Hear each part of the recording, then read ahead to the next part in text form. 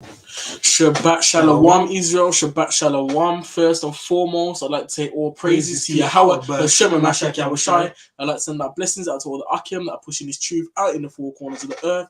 I'd like to send out blessings out to all the Akim that are making pilgrimage to Zion Salakia, to the 3 pilgrimage feasts in which the Most High has commanded all the men of Israel to appear before him.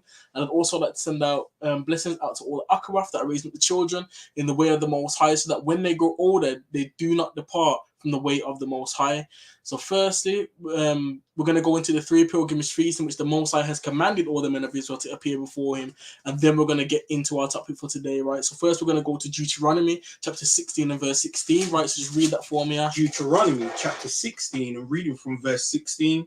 3 times in a year shall all thy males appear before the Lord thy God in the place which he shall choose, in the feast of unleavened bread, and in the feast of weeks, and in the feast of tabernacles, and they shall not appear before the Lord empty. Right, so the scriptures make it clear that all the men of Israel are meant to appear before the Most High in the feast of unleavened bread, in the feast of weeks, and in the feast of tabernacles, right? And it doesn't just say it in one place, it's 3 different places in Torah. So let's get to them, right? Let's go to Exodus chapter 23, and we're going to read from verse 14, right?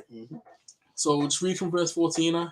Exodus chapter 23 and reading from verse 14 down to verse 17. 3 times thou shalt keep a feast unto me in the year. Thou shalt keep the feast of unleavened bread. Thou shalt eat unleavened bread 7 days, as I commanded thee, in the time appointed of the month Abib. For in it thou camest out from Egypt, and none shall appear before me empty. Right. And the feast of harvest, the first fruits of thy labors, which thou hast sown in the field, and the feast of ingathering, which is in the end of the year, when thou hast gathered in thy labors out of the field. 3 times in the year all thy males shall appear before the Lord God. Right, so 3 times in a year all the men of Israel are meant to appear before the Most High. And again it mentions the feast of unleavened bread. Then it also mentions the feast of weeks, which he said it calls the feast of harvest, because that's when it happens, during the wheat harvest. And then also it mentions the feast of ingathering, which is just another name for tabernacles. So let's throw it over to Deuteronomy chapter 34. Exodus chapter 34, Exodus chapter 34, and we're going to read from verse 23 to verse 24, right? And if you want to know what the 3 feasts are again, you can read it. It's the Feast of Unleavened Bread in verse 18. You read down to verse 22, and it says the Feast of Weeks and the Feast of Ingathering. But the Most High makes it clear what he's going to do when we're keeping it 3 times in a year, when you read verse 23 and verse 24. So read that for me. Verse 23, thrice in the year shall all your men children appear before the Lord God, the God of Israel. For I will cast out the nations before thee, and enlarge thy borders. Neither shall any man desire thy land, when thou shalt go up to appear before the Lord thy God thrice in the year. Right? So 3 times in the year, all the men of Israel are meant to appear before the Most High. It says it again. But then it says, when we start doing that, the Most High said he's going to enlarge our borders, and he's going to make us greater, and he's also going to make it so that nobody wants the land that we're meant to be living in, right? Because there's many nations in that land, many different nations.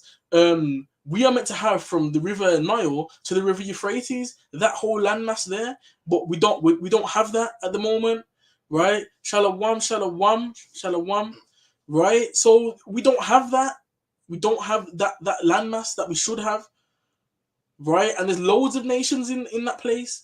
Right, but the Most High is saying that he's going to make it undesirable when we go up to keep the 3 feasts, right? So we should, even if you can't make it for any reason, right, it doesn't mean you can't tell people about it. It doesn't mean you can't lead people there, because doing that can lead somebody there. They might be able to somehow build the house. You don't know that until you actually start to teach people or to tell people about the house of the Most High, because the house of the Most High is important. That place.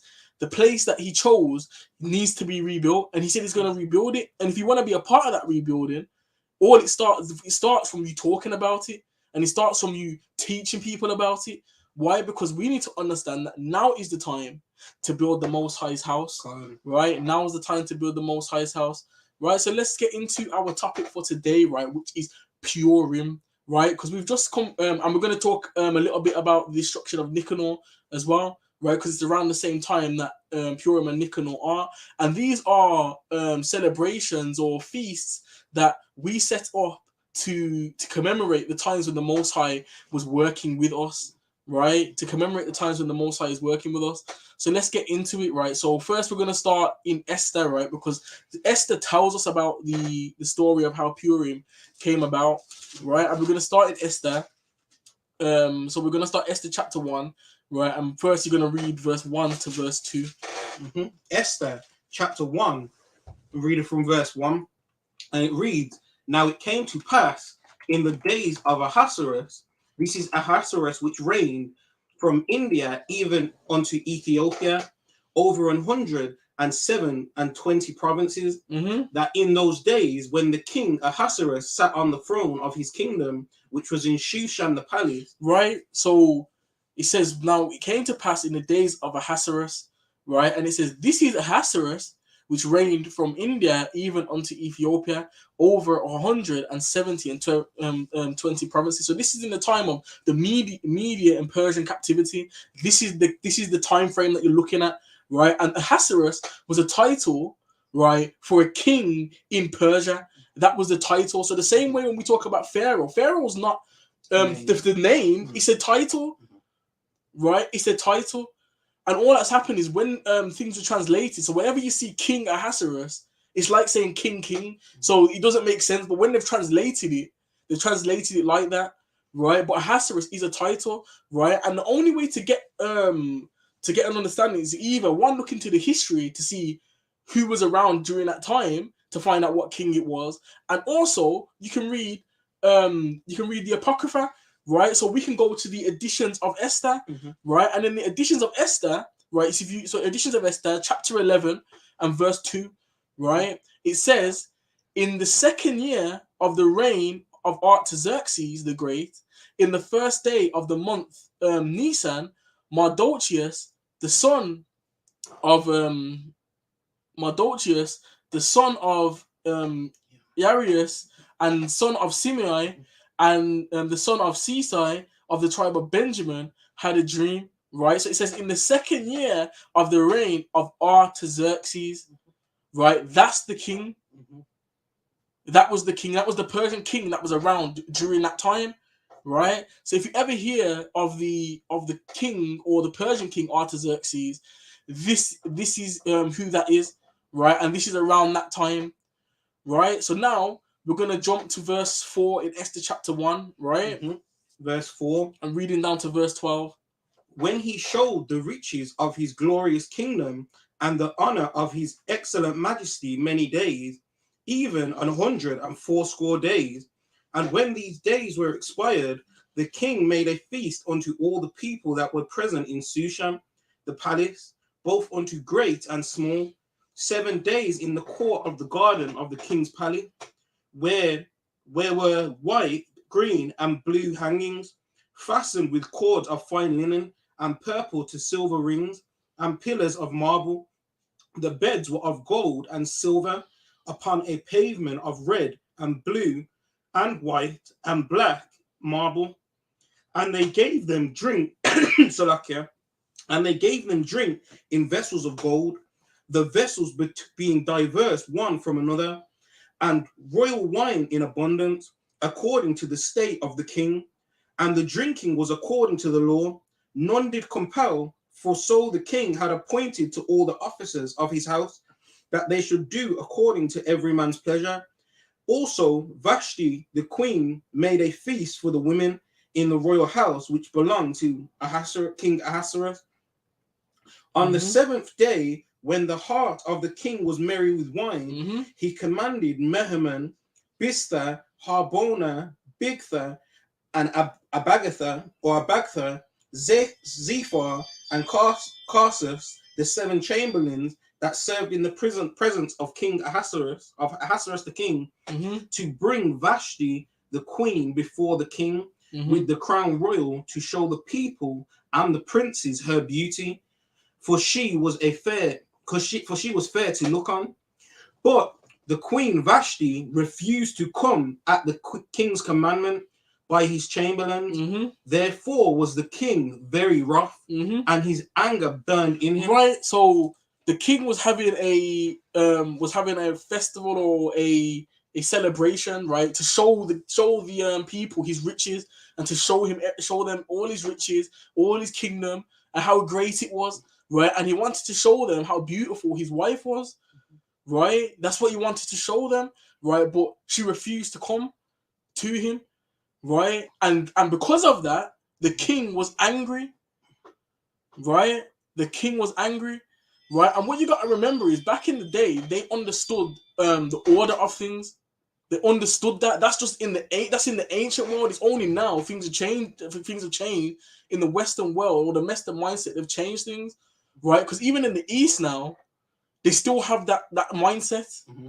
They still have that mindset, right? And it's only the West that has changed or has tried to change the order of things, right? Tried to change the order of things, but he called his wife to him, and she didn't come, right? She refused to come, right? So he went to his chamberlains and his council, and asked them what he should do, or how he should go about what's happened, right? Because he was angry, right? So, but he wants to fight. He wanted counsel to see what he should do regarding this thing, right? So then let's go to verse 17. Verse 17, and it reads, "For this deed of the queen shall come abroad unto all women, so that they shall despise their husbands in their eyes. When it shall be reported, the king Ahasuerus commanded Vashti the queen to be brought in before him, but Right. she came not. Mm-hmm. Likewise shall the ladies of Persia and Media say this day unto all the king's princes, which Mm-hmm. have heard of the deed of the queen. Mm-hmm. Thus shall there arise too much contempt and wrath. Right. If it please the king, let there go a royal commandment from him, and let it be written among the laws of the Persians and the Medes, Mm-hmm. that it be not altered, that Vashti come no more before King Ahasuerus, and let the king give her royal estate unto another that is better than she." Right. So then they said to him that because she's done this now, right? Remember, she's in the spotlight. All the women of Persia can see her. So when she's doing that, they're gonna think it's okay for them to do that, for them to disrespect their husbands. That's what he's saying. She's gonna think they're gonna think it's okay, and then it's gonna arise contempt, and it's gonna arise wickedness and wrath, and all it's gonna do is cause confusion amongst the people. So it says, take her away, put her away, and give her estate, or give all the royalty that you gave to her unto another woman that will come when you ask her to come. Right? That will do what she's meant to do. Right? And then he said, yeah. Right? So then he put Vashti away, right? And didn't want her anymore, basically. Right? So let's continue. Right? So let's go to actually before we do that, right? Go to 1 Timothy chapter 3 and verse 5. 1 Timothy chapter 3 and reading from verse 5, and it reads, "For if a man know not how to rule his own house, how shall he take care of the church of God?" Right? So the scriptures make it clear that you have to rule your house, right? But to rule your house, you have to rule in order, right? And that's what they understood that in the Eastern world, or not in the East, in the ancient world, as well as in the East now. They know the order of things, right? But you have to know how to rule your own. You have to know how to rule your own home, right? And that's what they were doing. They knew how to rule their own homes, right, in the right order of things, right? Let's go to Ecclesiasticus, right, chapter 26, right, and we're gonna read from verse 24 to verse 26. Ecclesiasticus what? So Ecclesiasticus chapter 26, verse 24 to verse 26. Ecclesiasticus chapter 26, reading from verse 24. A dishonest woman contempt of shame, but an honest woman will reverence her husband. A shameless woman shall be counted as a dog, but she that is shamefaced will fear the Lord. Right. A woman that honoreth her husband shall be judged wise of all, But she that dishonoureth him in her pride shall be counted ungodly of all. Right. So even when it came to Vashti, because she dishonored her husband by not listening or not coming when he asked, right, she would be counted as ungodly, even though the because the scriptures or the laws are pertaining to us. So the laws weren't pertaining to them, but in essence, if that was an Israelite, right, or Israelites, then that would be counted as ungodly because they're not honoring or Vashti wasn't honoring her husband, basically, right? So now let's go back to Esther, right, and we're gonna read Esther chapter 1 and verse 20. Esther chapter 1, and reading from verse 20. And when the king's decree which he shall make shall be published throughout all his empire, for it is great, all the wives shall give to their husbands honor, both to great and small. Right. And the saying pleased the king and the princes, and the king did according to the word of Memucan. Right. So they made that decree happen, right? So when it went out, then what would happen is that people would be in their right order. They would do what is right. Why? Because they know that if they don't, then they would be put away or put out. Mm-hmm. Right? They knew that then, and then they knew not to do things out of line. Right? So let's go to Esther chapter 2, right? And we're going to read from verse 1 to verse 2. Esther chapter 2, and reading from verse 1. After these things, when the wrath of King Ahasuerus was appeased, he remembered Vashti and what she had done and what was decreed against her. Then said the king's servants that ministered unto him, let there be fair young virgins sought for the king. Right. So now his council have said, now let's get virgins to come. Let's get a new queen. Right. So now this is where the like a kind of competition begins. Right. A competition begins for the next queen. Right. Because that's what they're looking for. So then they're saying let's bring some fair virgins, right, to bring to the king. Right. So now let's go to verse 5. Right. So lucky I didn't pull it up on this screen. So chapter 2, right, and we're going to read from verse 5, if it wants to load now. Verse 5 down to verse 9.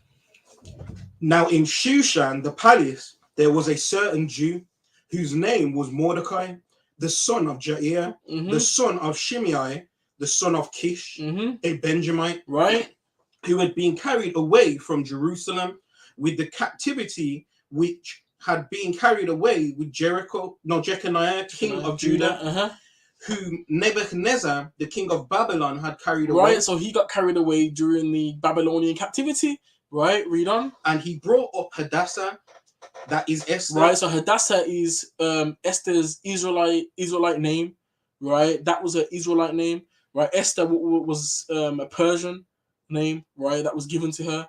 Right, so read on. His uncle's daughter, for she had neither father nor mother, and the maid was fair and beautiful, whom Mordecai, when her father and mother were dead, took for his own daughter. Right, so Esther was his cousin, but he took her for his own daughter when her parents passed away. Right, verse 8. So it came to pass when the king's commandment and his decree was heard, when many maidens were gathered together unto Shushan the palace, to the custody of Hegai, that Esther was brought also unto the king's house, to the custody of Hegai the keeper, the women of the women.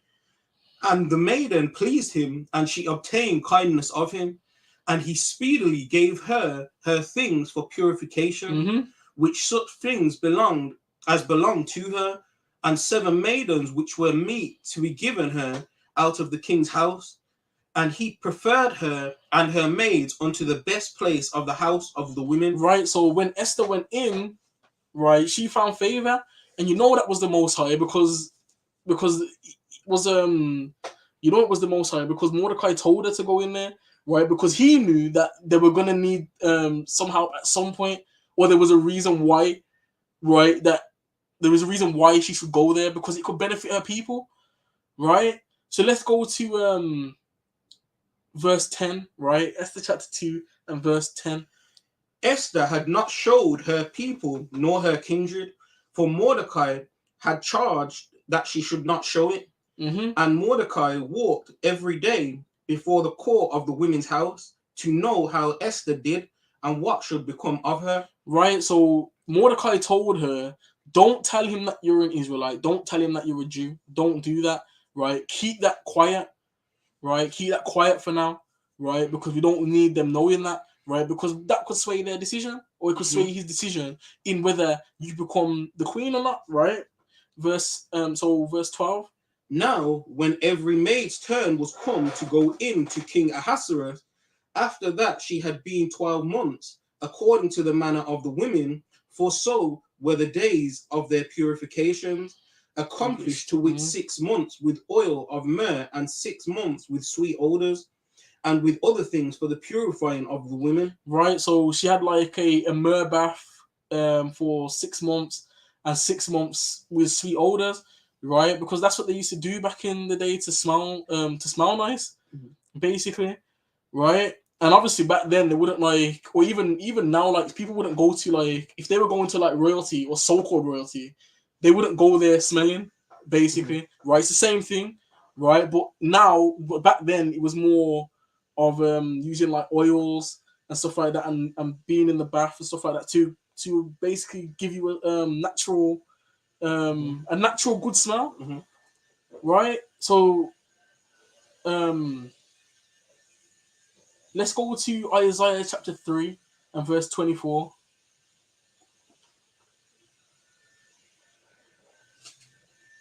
Isaiah chapter 3, and reading from verse 24, and it reads, and it shall come to pass that instead of sweet smell, Right. there shall be stink, Uh-huh. and instead of a girdle, a rent, Uh-huh. and instead of well set hair, boldness, Uh-huh. and instead of a stomacher. Yeah, a stomacher, a girding of sackcloth, and burning instead of beauty. Right. So these are curses. Right. These are curses. So that's why now you don't get that same sweet smell that you get. Instead, you get more people not smelling good, stinking, right? Instead of having nice hair, right? You've got women out here with bald hair, like they don't have like hair on their head, right? Because that's those are curses. Like when those things come on people, they're curses, right? Because people aren't in their right states, right? And they need to come back to the Creator. They need to come back to the commandments of God, of the Most High. Because when you come back to the commandments of the Most High, when you do the things He says, right, then those things will go. Those things will go. Why? Because the things He tells you to do are to keep those things flourishing, or to keep those things keep your body working the way it should. But people don't want to follow the Creator anymore. There's a lot of people that don't want to follow the Creator. That's why there's only a few people that do the work, because the Scripture says that the harvest is plenty, but the laborers are few. Because there's not many people. The Scripture says that many are called, but few are chosen.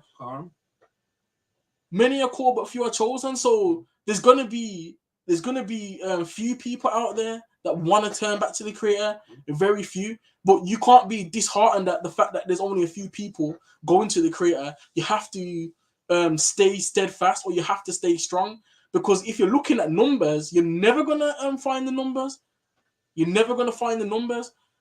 Because even Elijah, who was a mighty prophet, right? He said that there was nobody with him, or that the Most High should just let him die now. And he says no, because I've got 7,000 people that have not kneeled there kneel to Baal.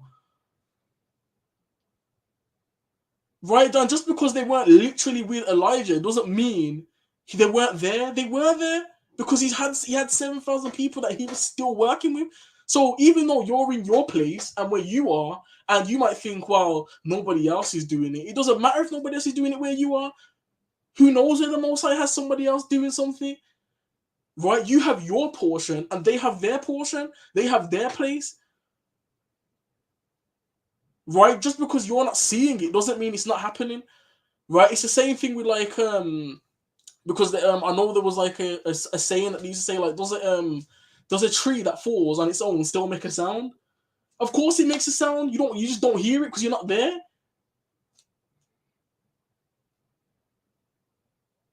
Just because you're not there, it doesn't mean the sound didn't happen. The sound happened. The sound happened. So likewise, when it comes to not seeing other people or not seeing a lot of people doing it, it doesn't matter. And even then, we are seeing a lot of people coming back to the Creator now. We are seeing a lot of Israelites, but all you got to do is look for it. That's all you got to do. There's loads of people out there. Loads of people out there. Right? You can see men, women, and children coming back to the Creator. Loads. There's tons of camps. Two, there's loads of people, like because the camps call some of them individualites, the ones that are by themselves, but there's loads of them. There's loads. So all you've got to do is look at that or look for that, right? So let's go back into Esther, right? Esther chapter 2, and we're going to read from verse 13 down to verse 17. So sorry, I just want to say something, right? Well, first, before I say anything, all praises to Yahweh Ba'ashim Mashak Yahweh Shai, and Shabbat Shalom to the family, right? Just going back to the that it's supposed to be a wise saying that tree thing. Now that tree thing is so idiotic, right? So stupid. But when people say it, they think they are saying something with great wisdom, great knowledge and wisdom. Does the tree, if nobody's there, if a tree falls over, does it make a sound? Does it make a sound? If you don't know how idiotic that statement is, because I'm not around. Okay, so you're in say you're in London, or I'm in London. You're in Birmingham, right? Now, just because you're not around me, does it mean I don't fart? No, it doesn't. Does it mean I don't belch? Does it mean I don't speak? What the hell are they talking about? What the hell are they talking about? The noise comes from vibration. So wherever something causes a vibration, if there are eardrums to pick it up, they will hear the noise. But if there's no eardrum there, that noise, that vibration still goes out. It doesn't stop just because there's no ear there or eardrum there to pick it up. That don't make no sense. And that's why this kingdom's crumbling. That's why it has to crumble, because they will put things out there to sound like they're wise, like they have great understanding, right? But when you actually check out what they bring out, it's actually a load of garbage, a load of gibberish, a load of nonsense, right? Because they're not living in the real world, mentally or spiritually. They're not living in the real world. They're living in some made up universe in their own mind, as if to say, just because somebody's not there, there's no noise, right? So that type of foolishness, right? What they spout out there is just a sure sign of the state of this kingdom that we're in, because they make many statements like that. Who came first, the chicken or the egg? Right? Who came first? What came first, the chicken or the egg? That's another no-brainer. And they think it's something really, really wise, what they're saying, something great. Oh, you don't know. Is it the chicken? Is it the egg? Is it the chicken? Is it the egg? Right? Because they got nothing better on their minds. Their minds are not settled. Their minds have not rested on what you call again? They call it common sense. But the real thing is sense is not common. It's not common, right? It's not common, right? So not everybody has common sense because it's not common. If it was common, you wouldn't be having madness happening all over the world. But I don't want to rant or go on, so I'm gonna pass it back over to you and let you continue. So Right, so let's go back into Esther. Right, we're gonna go from verse 13, chapter 2, verse 13. And it reads, Then thus came every maiden unto the king, whatsoever she desired was given her to go with her out of the house of the women unto the king's house. In the evening she went, and on the morrow she returned into the second house of the women, to the custody of Shahagaz, the king's chamberlain, which kept the concubines. She came in unto the king no more, except the king delighted in her, and that she were called by name. Now, when the turn of Esther, the daughter of Abihail, the uncle of Mordecai, who had taken her for his daughter, was come to go in unto the king, she required nothing but what Hegai the king's chamberlain, the keeper of the women, appointed, and Esther obtained favor in the sight of all them that looked upon her. Right, and that was the Most High that got her favor. Got her favor with everybody that looked on her, everybody that talked to her, everybody that was around her. She got favor, right? Because the Most High was bringing this about, and he brought it about for a reason. He made her become the queen for a reason, right? But that comes a bit later on, right? Verse 16. Verse 16. So Esther was taken unto King Ahasuerus into his house royal in the 10th month, which is the month Tebeth, in the 7th year of his reign. And the king loved Esther above all the women, and she obtained grace and favor in his sight more than all the virgin, so that he set the royal crown upon her head and made her queen instead of Vashti. Right, so he made Esther queen, right? So she took the place of Vashti, right? His previous wife, right? Because he split from her and he went and got Esther, right? So she attained favor and became the queen, right? So let's continue, right? Verse 18 down to verse 23. Verse 18. Then the king made a great feast unto all his princes and his servants, even Esther's feast, and he made a release to the provinces and gave gifts according to the state of the king. And when the virgins were gathered together the second time, then Mordecai sat in the king's gate. Esther had not yet shown her kindred nor her people, as Mordecai had charged her. For Esther did the commandment of Mordecai, like as when she was brought up with him.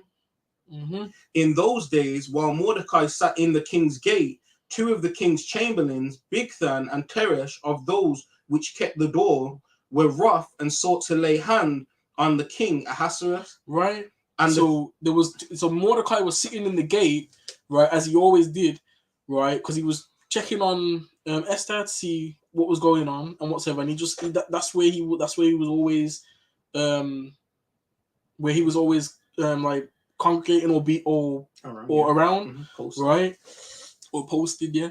But there was two of the king's chamberlains, right, Bigthan and Teresh, right, and it says that they were rough, basically. So they kept the door, right, but they were angry and they wanted to lay hands on King Ahasuerus, right, or Ahasuerus or Artaxerxes, right. So again, like I said, King Ahasuerus don't make sense. Ahasuerus means king, right? It's just a Persian word for king, like Pharaoh is the Egyptian word for king, right? So now he's seeing these two chamberlains and that they wanted to lay their hand on the king, right? Verse 22. And the thing was known to Mordecai, who told it unto Esther the queen, and Esther certified the king thereof in Mordecai's name. Right, so then Esther went to the king and told the king that what was going on, and told him about Mordecai, and told him Mordecai told her this. So that way his name was there, right? Verse 23. And when inquisition was made of the matter, it was found out. Therefore they were both hanged on a tree. And it was written in the book of the Chronicles before the king. Right, so it was written in the book of Chronicles before the king, right? So there was a book now that this was all written in. So Mordecai's name is written in this book, and you'll find out why the Most High made that happen later on as well, because all these things that fit into place, you know it's the Most High that made this happen, because everything falls into place. Everything falls into place, right? So let's now jump to chapter 3, right? We're gonna read verse 1 to verse 2.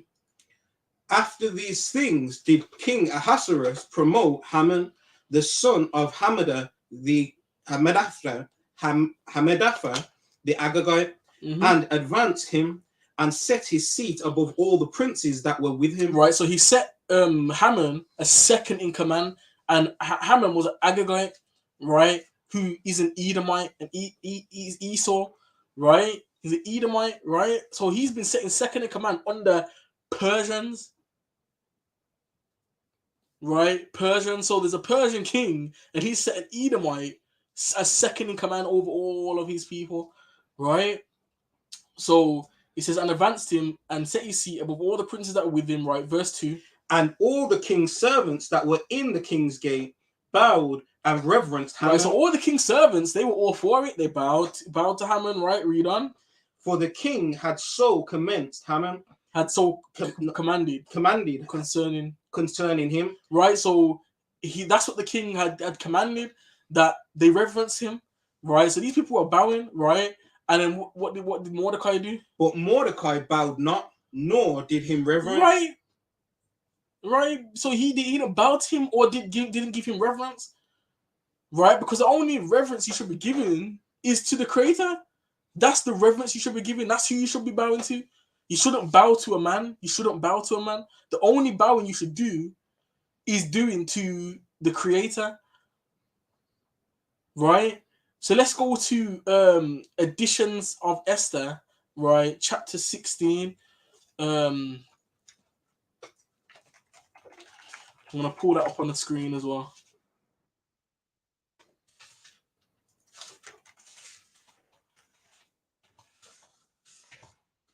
Right, and Editions to Esther is basically the book of Esther, but it goes into a bit more depth on certain aspects of the account, right? So Editions to Esther, chapter 16 and verse 10, right? So just read that for me, because we're gonna look into Haman, right? We're gonna look into Haman. Additions to Esther, chapter 16, and reading from verse 10. For Haman, a Macedonian, the son of Amadatha, being indeed a stranger from the Persian blood and far distant from our goodness, and as a stranger received our... Right, so there you can see he talks about Haman, right? And he says a Macedonian, right? A Macedonian, right? And that's the headquarters for Greece, or the Grecian kingdom. That was their capital, Macedonia, right? And who was dwelling there? Who was dwelling there? The Edomites, Esau, right? And that's how you know. And it says, being indeed a stranger from Persian blood, right? So meaning he wasn't a Persian. He's telling you he was not a Persian, right? And we're gonna go a bit more in depth into that in a moment as well, right? So let's go to back to Esther chapter 3. Right, and we're going to read on now from verse 3 onwards to verse 7. From verse 3, chapter 3. And it reads, Then the king's servants which were in the king's gate said unto Mordecai, Why transgressest thou the king's commandment? Now it came to pass, when they spake daily unto him, and he hearkened not unto them, that they told Haman to see whether Mordecai's matters would stand, for he had told them that he was a Jew. Right. And when Haman saw that Mordecai bowed not, nor did him reverence, then was Haman full of wrath. So Haman was angry. Right. Haman was angry because he wouldn't bow to him, and Mordecai basically told him he's a Jew.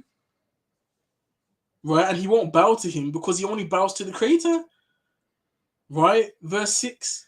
And he thought scorn to lay hands on Mordecai alone, for they had showed him the people of Mordecai. Right, so then they showed him the people of Mordecai, showed him the Jews. Right, read on. Wherefore Haman sought to destroy all the Jews, that were throughout the whole kingdom of Ahasuerus, Right. even the people of Mordecai. Right. So because of this now, at first he only wanted to kill Mordecai, but as soon as he found that he was a Jew, then he wanted to kill all the Jews. Right. And that is the classic Jacob versus Esau story. The classic story. That story hasn't ended yet. That story has not ended yet, because that burning anger towards Israel is still within Esau now. He's still within Esau now. So you see how as soon as he found out that he was a Jew, and then he found out he was a Jew, all of a sudden he wanted to kill all the Jews. Right? Verse 7. In the first month, that is the month Nisan, in the 12th year of King Ahasuerus, they cast that is the lot, before Haman, from day to day, and from month to month, to the 12th month, that is the month Adar. Right. And Haman said unto King Ahasuerus, there is certain people scattered abroad and dispersed among the people in all the provinces of thy kingdom, and their laws are diverse from all the people, neither keep they the king's laws. Therefore it is not for the king's profit to suffer them. If it please the king, let it be written that they may be destroyed, and I will pay 10,000 talents of silver to the hands of those that have the charge of the business, to bring it into the king's treasuries. And the king took his ring from his hand, and gave it unto Haman, the son of Hammedatha, the Agagite, the Jews' enemy. Right. So when he took the ring's like a seal, so he could seal a letter or a decree to basically say that send out a decree so that they could kill the Jews or kill the Israelites that was in the land. Right. And basically saying it's not profit to have them in the land when they're keeping the laws of the Creator. Right. The laws of the Creator. But this is what he was trying to spin a whole story to the king, that the Israelites were evil, right? And because they were keeping the laws of their God or the Most High, right? They were a problem, and that it wasn't good for the Persian kingdom, right? So then, so now he's given the enemy of the Israelites a charge to actually kill us. That's what he'd done at the time, right? So I just want to go back a bit, right? And I'm gonna go to additions to Esther 12, right? Additions to Esther 12. I'm gonna pull it up on the screen.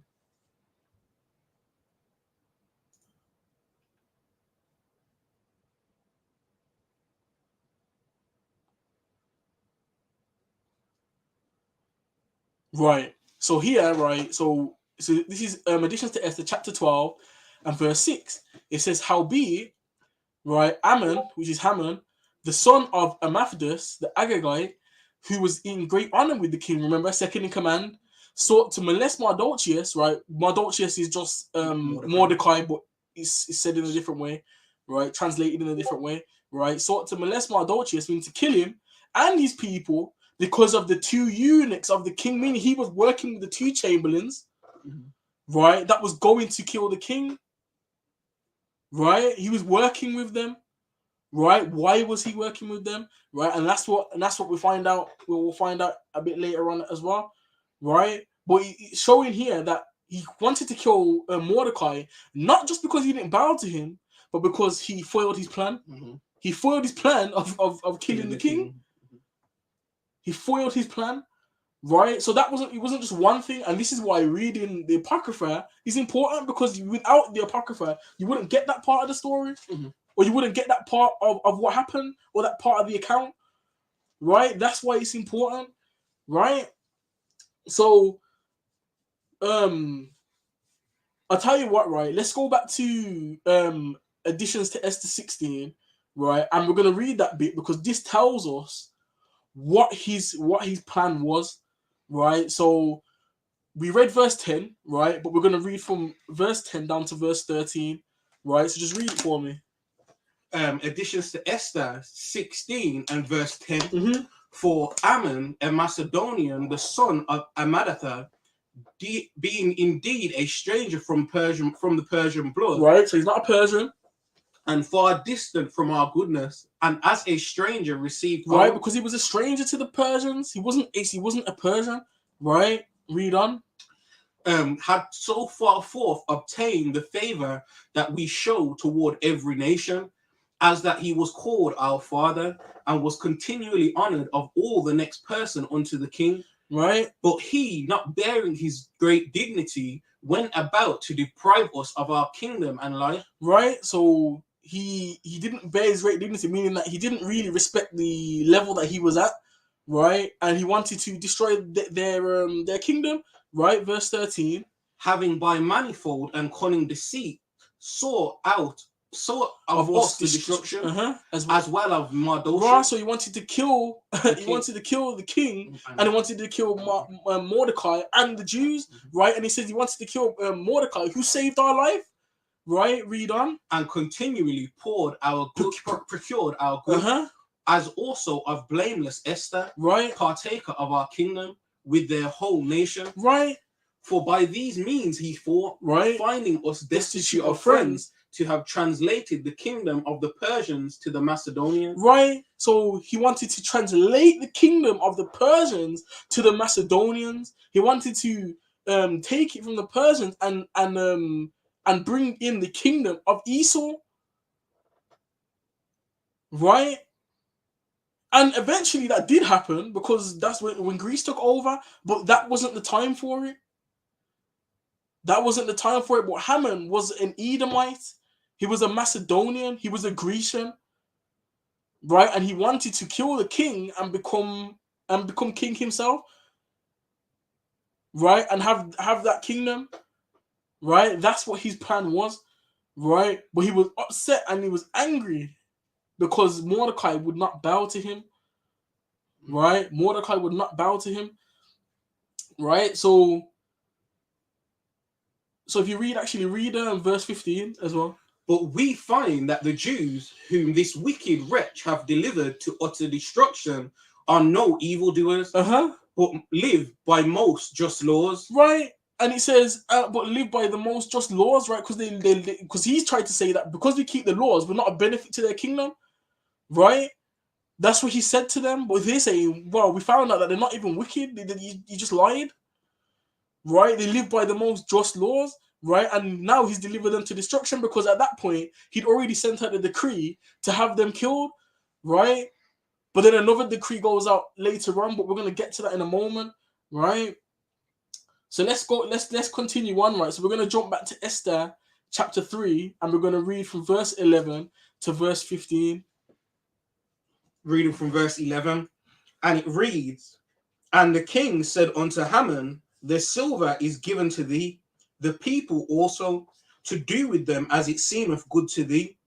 Then were the king's scribe called on the 13th day of the first month, and there was written according to all that Haman had commanded unto the king's lieutenants, and to the governors that were over every province, and to the rulers of every people of every province, according to the writing thereof, and to every people after their language. In the name of King Ahasuerus was it written, and sealed with the king's ring. Right. And the letters were sent by post into all the king's provinces, to destroy, to kill, and to cause to perish all Jews, both young and old. Right. No respect to our persons, man. They wanted every single Israelite dead, young, old, right? Little children and women. Right, read on. In one day, even upon the 13th day of the 12th month, which is the month Adar, and to take the spoil of them for a prey. Right. The copy of the writing for a commandment to be given in every province was published unto all people, that they should be ready against that day. The posts went out, being hastened by the king's commandment, and the decree was given in Shushan the palace. And the king and Haman sat down to drink, but the city Shushan was perplexed. Right, so he sent it out into all the cities, right, all the provinces that were under the Persian kingdom, right? I remember when they had the kingdom, it wasn't just small; it was a load of places, and that's why it says it hastened hastened by the king's commandment. Why? So they were ready for the day, right? So they sent out a load of people with this decree, so that way any Jews that were in the area, right, they were giving the Persians or the people that are around them the right to kill them, right? They made a decree for that, right? So let's go to Esther chapter 4. Right. Esther chapter 4, and reading from verse 1. When Mordecai perceived all that was done, Mordecai rent his clothes and put on sackcloth with ashes and went out into the midst of the city and cried with a loud and a bitter cry, and came even before the king's gate, for none might enter into the king's gate clothed with sackcloth. And in every province, whithersoever the king's commandment and his decree came, there was a great mourning among the Jews, and fasting and weeping and wailing, as many lay in sackcloth and ashes. So Esther's maids and her chamberlains came and told it her. Then was the queen exceedingly grieved, and she sent raiment to clothe Mordecai and to take away his sackcloth from him, but he received it not. Then called Esther for Hatach, one of the king's chamberlains, whom he had appointed to attend upon her, and gave him a commandment to Mordecai to know what it was and why it was. So Hatach went forth to Mordecai unto the street of the city, which was before the king's gate. And Mordecai told him of all that had happened unto him, and of the sum of the money that Haman had promised to pay the king's treasuries for the Jews, and to destroy them. Mm-hmm. Also, he gave him the copy of the writing of the decree that was given at Shushan to destroy them, to show it unto Esther, and to declare it unto her, Mm-hmm.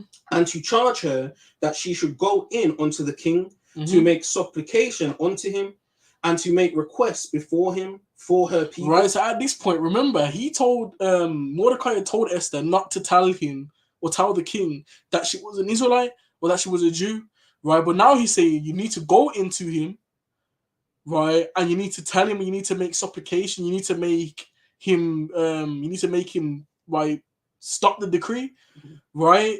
So that way, so that he stops the decree, and that, there's no decree going out there for your people to be killed, right? But you gotta understand that in that time you couldn't just go into the king, you couldn't just go into the king's chamber or the king's room, because he had to call you first. If you just walked in, you'd be killed, right? Verse 9. Verse 9.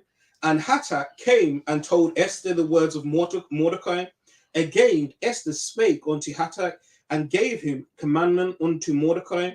All the king's servants and the people of the king's provinces do know that whosoever, whether man or woman, shall come unto the king into the inner court, who is not called, there is one law of his to put him to death, except such to whom the king shall hold out the golden scepter, that he may live. But I have not been called to come in unto the king these 30 Why? days. So she's saying anybody that just walks in without being called, then there's one law that they're going to be put to death, right? Except if he puts the golden scepter out, but there's a chance that he won't do that, is what she was saying, right? And he goes, I haven't been called in for that though, so I could die if I do it, right? Verse 12. Verse 12. And they told to Mordecai Esther's word. Then Mordecai commanded to answer Esther, think not with thyself that thou shalt escape even in the king's house. Escape in the king's house more than all the Jews. Right, so I'm saying, don't think you're gonna escape what's coming to your people just because you're in the king's house. If your people get killed, then you're gonna get killed too, because you haven't tried to help. Right, verse 14. For if thou altogether holdest thy peace at this time, then shall there enlargement and deliverance arise to the Jews from another place. But thou and thy father's house shall be destroyed, and who knoweth whether thou art come to the kingdom for such a time as this? Right, so you're saying that if you hold your peace now, right, the deliverance is going to come from somewhere else, but because you didn't do something in a place where you can, then you and your father's house are gonna be destroyed, meaning that your lineage or the people that come from you are gonna be destroyed, right? And he goes, but who knows if you were put in this position for this, even though he knows that she was put in a position for this, right? But he was saying to her, what if you are put in a position for this, right? Which she was, because she was put in a position of power. She was put in a position of power. She was the queen to the Persian king, right? Verse 15. Then Esther bade them return Mordecai this answer: Go, gather together all the Jews that are present in Shushan, and fast ye for me, and neither eat nor drink 3 days, night or day. I also and my maidens will fast likewise. So will I go in unto the king, which is not according to the law. And if I perish, I perish. Right, she was willing to die for her people. Right, she went in. She said that make the people or the Jews that are in the land of Shushan, right, fast for 3 days. Don't eat or drink for 3 days. And she says she's gonna get her maidens to do that too. Right, and then she's gonna go into the king, because she was making supplication to the Most High to say, if I go in, right, spare me, Mm-hmm. right, make it so that he has favor on me, and so that when I speak to him, I can get him not to kill my people, right, to kill your people, Most High, because the Israelites are his people, right? Verse 17. So Mordecai went his way and did according to all that Esther had commanded him. Right. So let's continue, right? Give me a moment though, because yeah. So Esther chapter 5, right? We're gonna read from verse 1 to verse 2. Now it came to pass on the 3rd day that Esther put on her royal apparel and stood in the inner court of the king's house, over against the king's house. And the king sat upon his royal throne in the royal house, over against the gate of the house. And it was so, when the king saw Esther, the queen, standing in the court, that she obtained favor in his sight. And the king held out to Esther the golden scepter that was in his hand. So Esther drew near and touched the top of the scepter. Right. Then, so there, right, she went in, right, into the king's court, right, and he put out the golden scepter. Right, he put out the golden scepter, but with that, it just gives you a small overview. Right, it gives you a small overview. Right, but in additions to Esther, right, additions to Esther 15, it goes into more depth, right, of how this exchange happens, right. So we're gonna go to additions to Esther 15, right, and we're gonna read from verse 1. And it reads, and upon the 3rd day, when she had ended her prayers, she laid away her mourning garments and put on her glorious apparel. Right, so she stopped her fasting, right, and now she put on a nice garment, right. And being gloriously adorned, after she had called upon God, who is the beholder and savior of all things, she took 2 maids with her, right, and upon the one she leaned, as carrying herself daintily, and the other followed, bearing up her train. Right, so holding up her long dress, right? Read on. And she was ruddy through the perfection of her beauty, and her countenance was cheerful and very amiable, but her heart was in anguish for fear. Right, Then, so she was afraid, man, because she was gonna walk in there, but she didn't know what was gonna happen.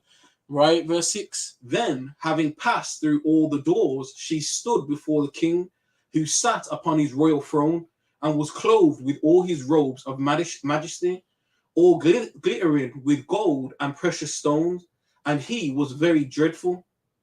Right, so he was very dreadful, right? Read on. Then, lifting up his countenance that shone with majesty, he looked very fiercely upon her. Right, looked fiercely upon her as if to say, oh, who's that? Who's just walked in? Right, read on. And the queen fell down and was pale, right, and fainted, right, and bowed herself upon the head of the maid that went before her. Right, so she fainted because she was afraid, because of how he looked at her. Right, verse 8. Then God changed the spirit of the king into mildness. Right, so the Most High changed his counter, or changed his spirit, right, so that he was mild. Right, read on. Who in a fear leaped from his throne. Right, so then he got scared because she fainted. Read on. And took her in his arms till she came to herself again, and comforted her with loving words and said unto her, Right, so he comforted her now and was saying loving words unto her, right? Verse 9. Esther, what is the matter? I am thy brother, be of good cheer. Right. Thou shalt not die. Through our commandment, be general, come near. Mm-hmm. And so he held up his golden scepter and laid it upon her neck. Right, so and embraced her. So when it says that he put out the golden scepter, it doesn't tell you all of this bit. Mm-mm. It doesn't tell you all of this bit. This goes into more depth of how it happened, right? So she walked in, and he looked on her with fierceness, but the Most High made his heart mild, right? So for when she fainted, he got scared, right, and came over to her and tried to help her. Was trying to help her and trying to cheer her up and trying to bring her around and to find out what she wanted. Why was she coming here? Mm-hmm. To come and talk to me, right? So he was concerned. He was concerned for her at this point, right? Verse 12. And embraced her and said, Speak unto me. Uh-huh. Then said she unto him, I saw thee, my lord, as an angel of God, and my heart was troubled for fear of thy majesty. For wonderful art thou, Lord, and thy countenance is full of grace. And as she was speaking, she fell down for faintness. Mm-hmm. Then the king was troubled, and all his servants comforted her. Right. So all the servants comforted her, but it doesn't tell you about that in the canon or the so-called canon, mm-hmm. right? But let's find out what Esther said to the king now, right? So we're gonna jump back to Esther 5, right? And we're gonna find out what she said to him when he asked her, when he asked her what she wanted or why did she come there, right? So verse 3 onwards. Then said the king unto her, What wilt thou, Queen Esther? And what is thy request? It shall be even given thee to the half of the kingdom. And Esther answered, If it seem good unto the king, let the king and Haman come this day unto the banquet that I have prepared for him. Then the king said, Cause Haman to make haste, that he may do as Esther hath said. So the king and Haman came to the banquet that Esther had prepared. And the king said unto Esther at the banquet of wine, What is thy petition? And it shall be granted thee. And what is thy request? Even to the half of the kingdom, it shall be performed. Then answered Esther and said, My petition and my request is, if I have found favor in the sight of the king, and if it please the king to grant my petition and to perform my request, let the king and Haman come to the banquet that I shall prepare for them, and I will do tomorrow as the king hath said. Then went Haman forth that day, joyful and with a glad heart. But when Haman saw Mordecai in the king's gate, that stood not up, nor moved for him, he was full of indignation against Mordecai. Right. So even though he was gonna have a banquet and he was gonna be able to be there with the king and the queen, right? Because he was joyful then. He was like, "Oh, I'm actually getting some sort of reverence. I'm actually gonna be here. It's just gonna be me, the king and the queen." Right, and he was happy until he saw Mordecai, and then he got angry because this one man would not bow to him. Right, one man would not bow to him, and it irked him. He was angry. Right, it really bothered him. Right, and I don't know why one man not bowing to you is affecting you so much. Right, and that just shows the pride of Haman. Right, it just shows the pride of Haman.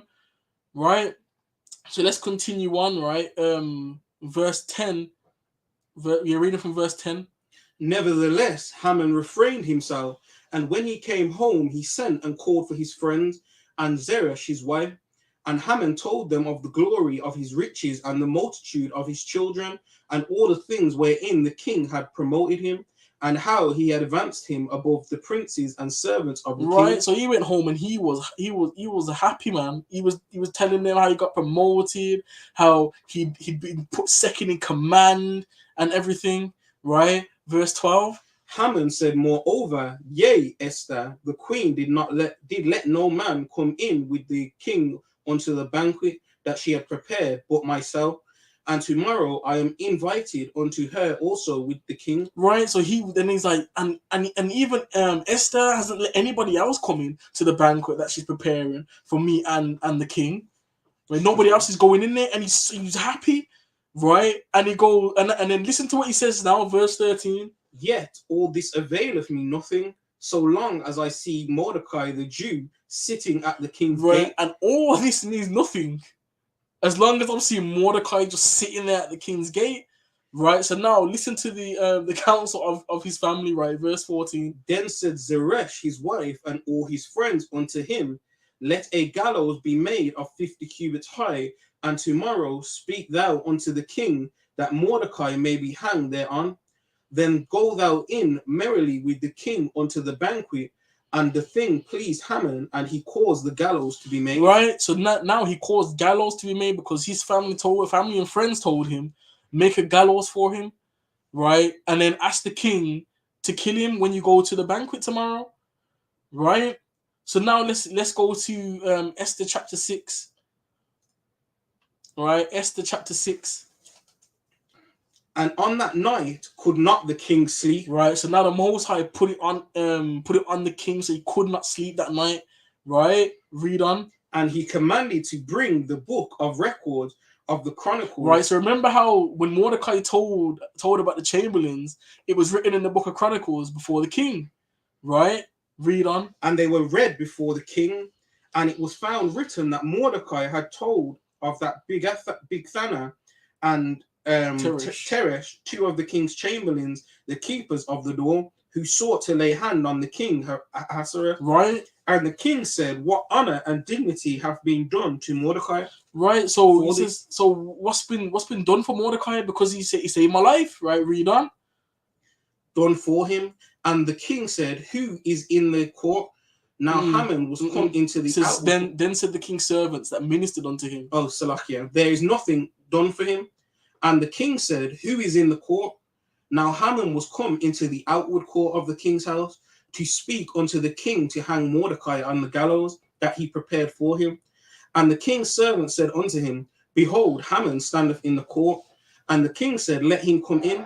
So Haman came in, and the king said unto him, what shall be done unto the man whom the king delighteth to honor? Right. Now Haman thought in his heart, to whom would the king delight to do honor more than myself? Right. So now he's thinking, because now the king's asked him, what should I do to somebody that I really want to honor? I want to do something for.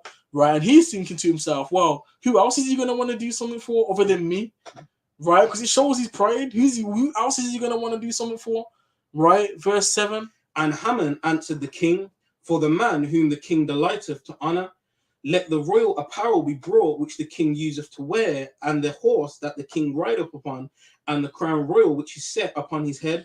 And let this apparel and horse be delivered to the hand of one of the king's most noble princes, that they may array the man withal whom the king delighteth to honor, and bring him on horseback through the street of the city, and proclaim before him, thus shall it be done to the man whom the king delighteth to honor. Right. So now he said all of this because he says, make him allow him to wear your crown, your royal garments, and take him through the town. Make one of your princes take him through the town on horseback and proclaim, right, before him that he's honored by the king. Right. So now he thinks this is all going to happen to him. Right. Verse 10. Then the king said to Haman, make haste and take the apparel and the horse, as thou hast said, and do even so to Mordecai the Jew, that sitteth at the king's gate. Let nothing fail of all that thou hast spoken. Right, so now he's told him, go and do this to Mordecai, right? So he's telling him he's the prince that's got to take him around the city, right? Verse 11. Then took Haman the apparel and the horse, and arrayed Mordecai, and brought him on horseback through the street of the city, and proclaimed before him, thus shall it be done unto the man whom the king delighteth to honor. Right. And Mordecai came again to the king's gate, but Haman hasted to his house mourning, and having his head covered. Right, so Haman was upset, man, and he ran home to cry, to sulk, to go and be upset. Right. Verse 13. Then took Haman, 13, and Haman told Zeresh his wife and all his friends everything that had befallen him.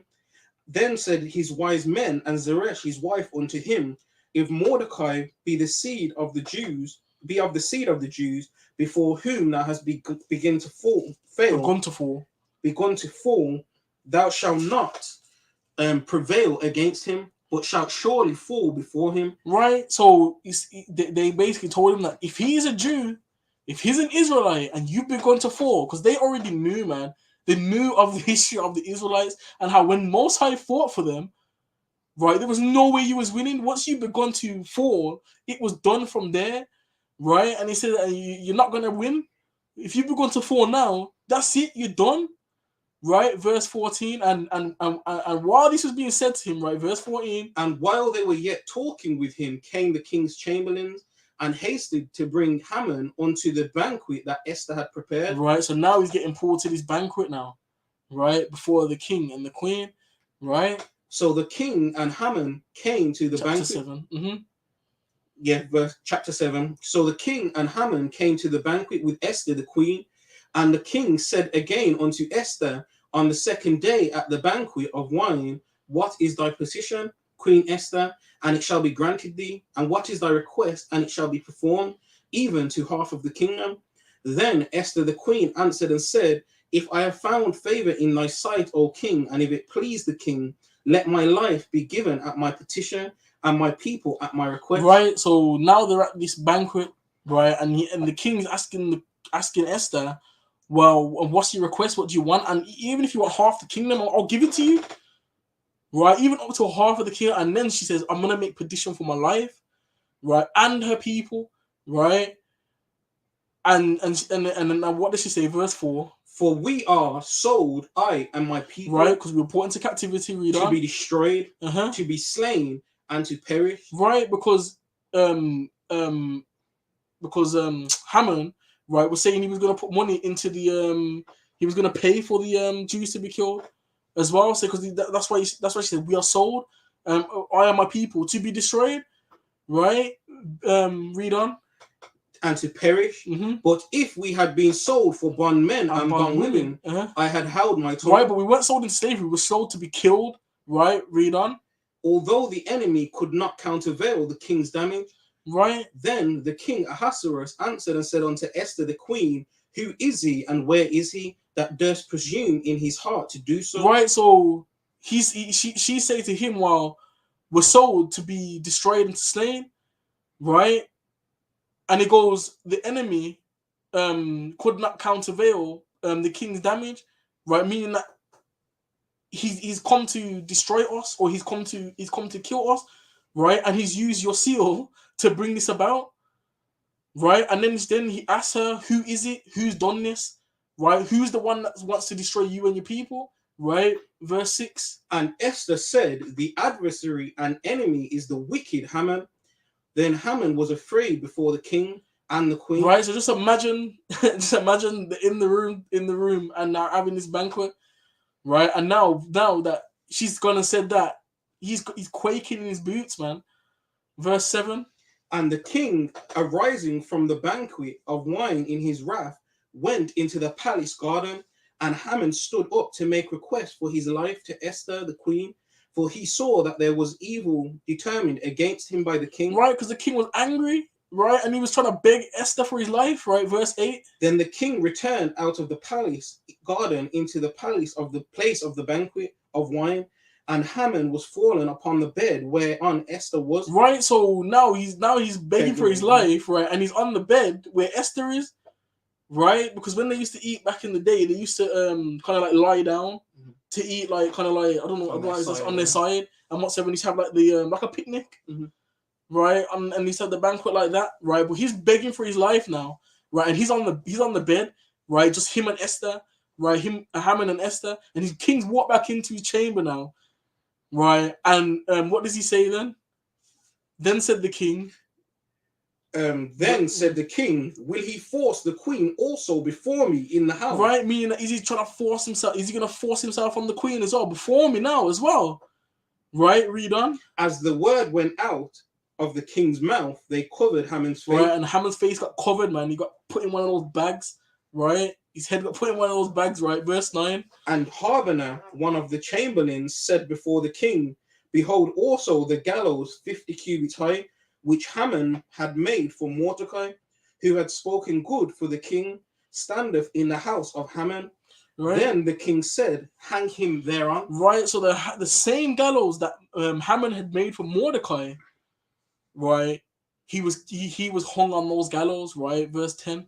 So they hanged Haman on the gallows that he had prepared for Mordecai.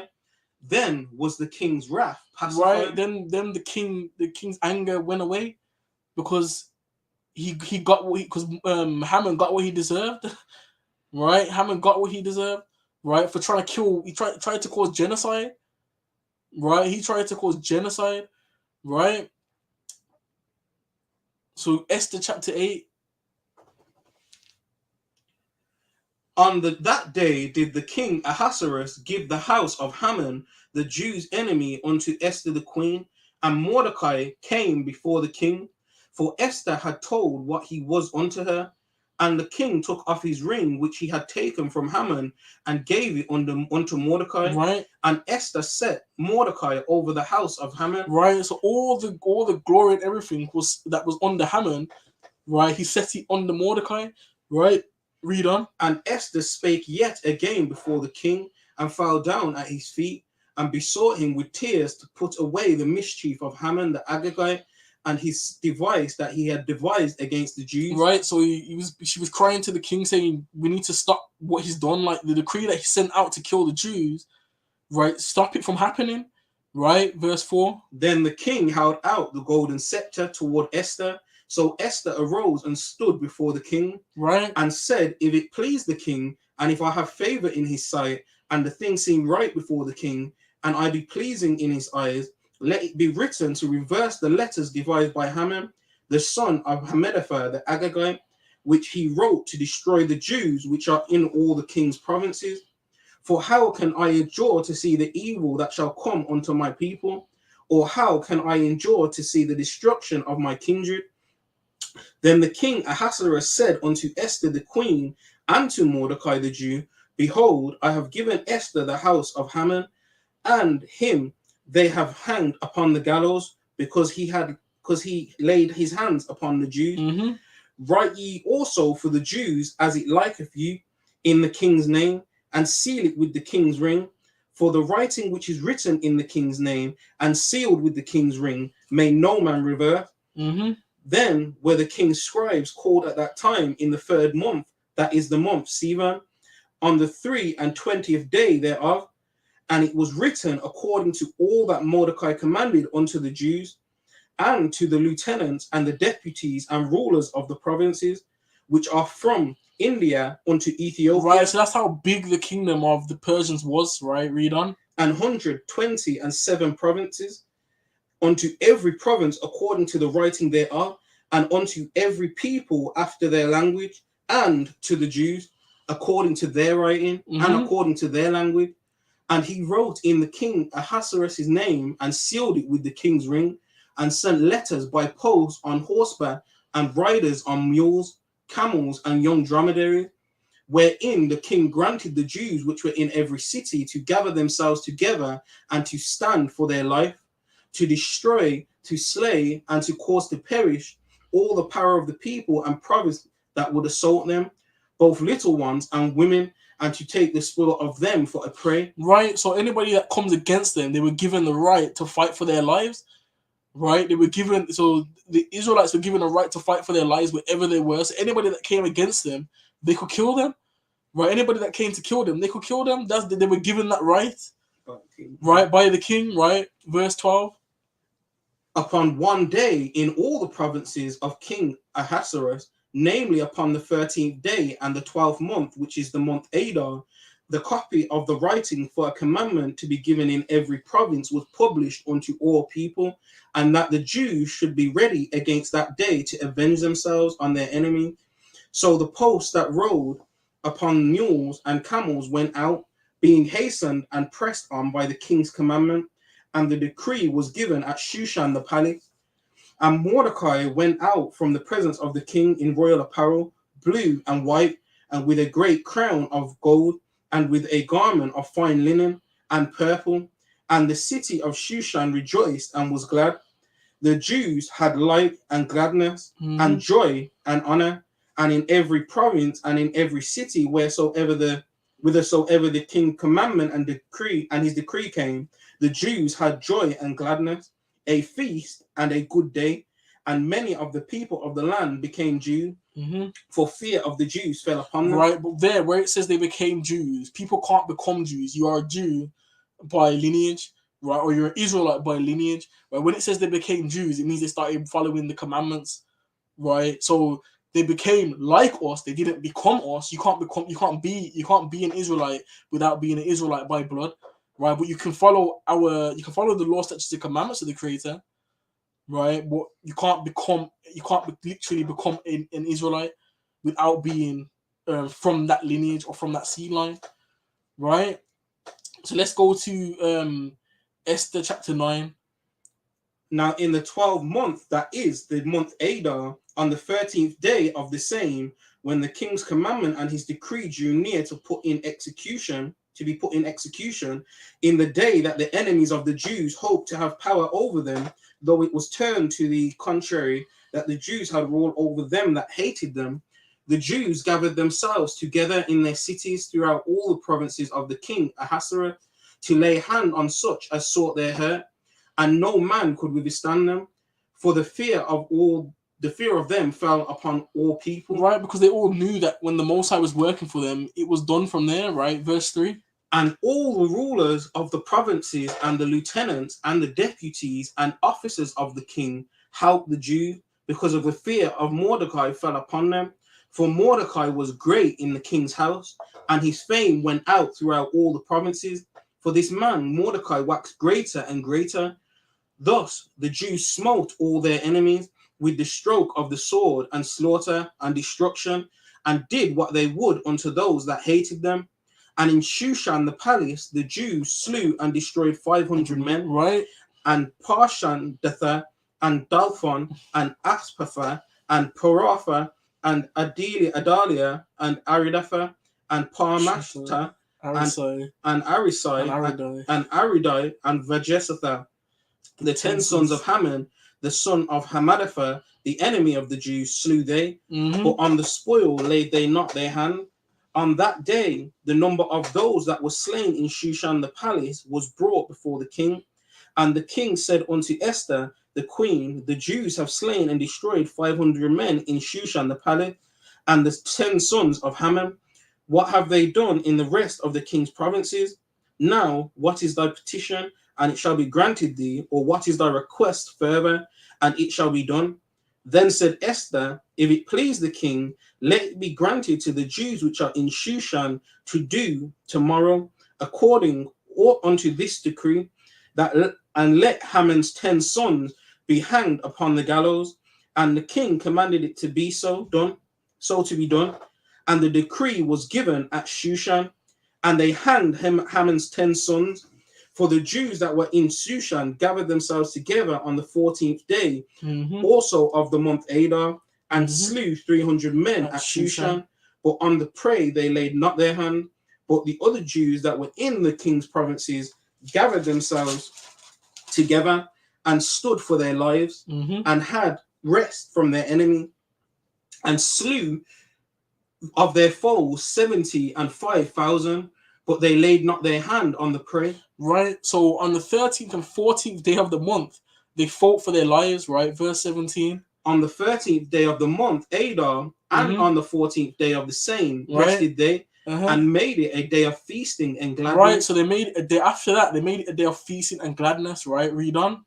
But the Jews that were at Shushan assembled together on the 13th day thereof, and on the 14th thereof, and on the 15th day of the same they rested, and made it a day of feasting and gladness. Therefore the Jews of the villages that dwell in the unwalled towns made the 14th day of the month Adar a day of gladness and feasting, and a good day, and of sending portions one to another.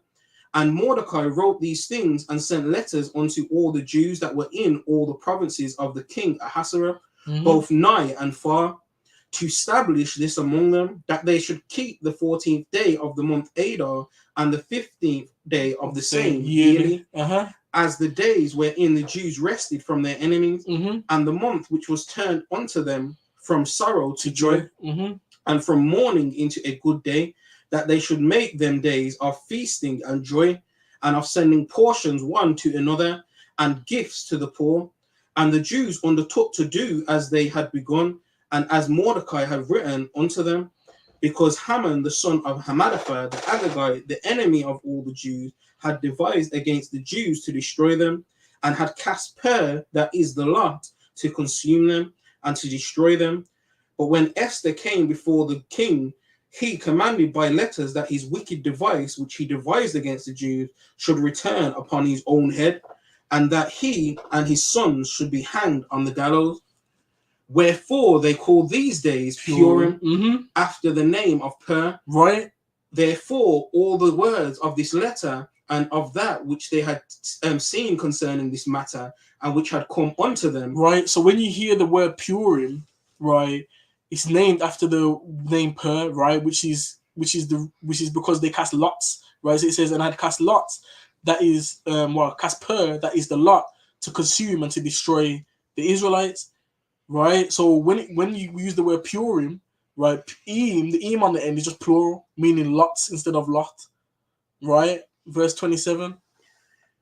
The Jews ordained and took upon them and upon their seed and upon all such as joined themselves unto them, so as it would not fail, that they would keep these 2 days according to their writing and according to their appointed times every year. Right, so every year on the 12th month, right, on the 14th and 15th day of that month, right, they kept the feast. They kept the feast of Purim, right, the feast of Purim, and that was to remember, right, the time when the Most High saved us from the Persians, or from, well, not so much from the Persians, yeah, but from Haman, right, from Esau, right, from Esau, right, because wherever we are, Esau seeks to destroy us, right, wherever we are, right, and now they're ruling, right, they're seeking to destroy us now, right, they're still seeking to destroy us now. That hasn't changed, right?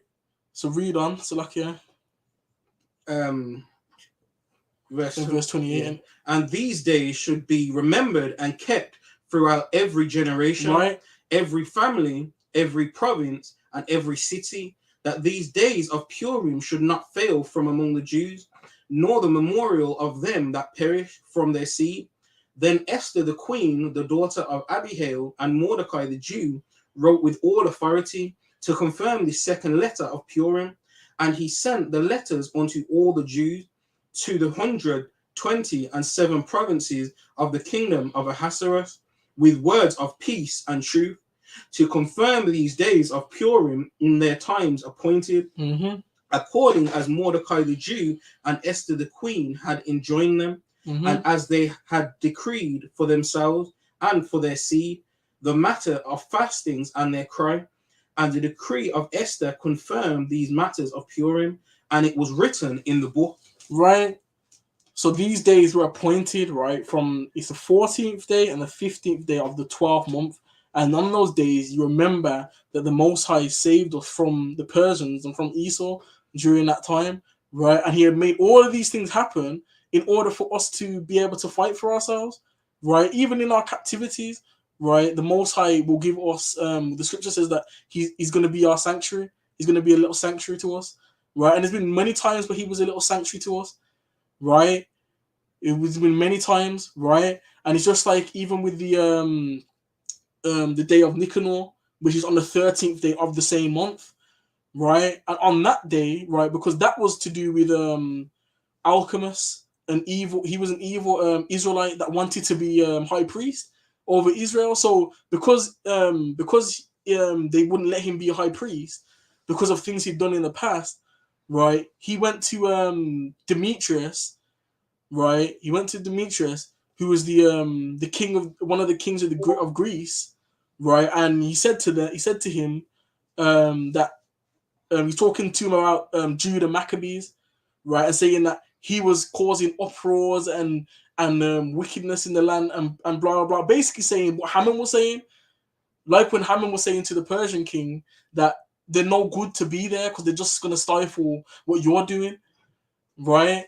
So then, because Alchemist did that, right? That wicked Israelite did that, right? Demetrius, the king of Greece at the time, right? He had like a high command or general, right, called Nicanor, who he knew hated the Israelites, hated the Jews, and he said to him, "Go down there and go and kill them, right?" And I'm gonna do like a shortened version, right? Because I'm gonna get the point that the scriptures get to, right, when it talks about Nicanor, because he does something that is just out there, right? He he literally went to the house of the Creator and said that he was gonna burn it down, right? Kill people and then raise up another temple in its place to his God, right? So we're gonna go to Second Maccabees chapter 14, right? Because he came there for Judah Maccabees, right? That's who he came there for.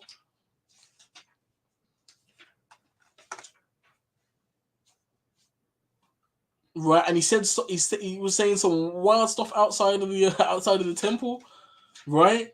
So this is what he said, right? So one more new chapter.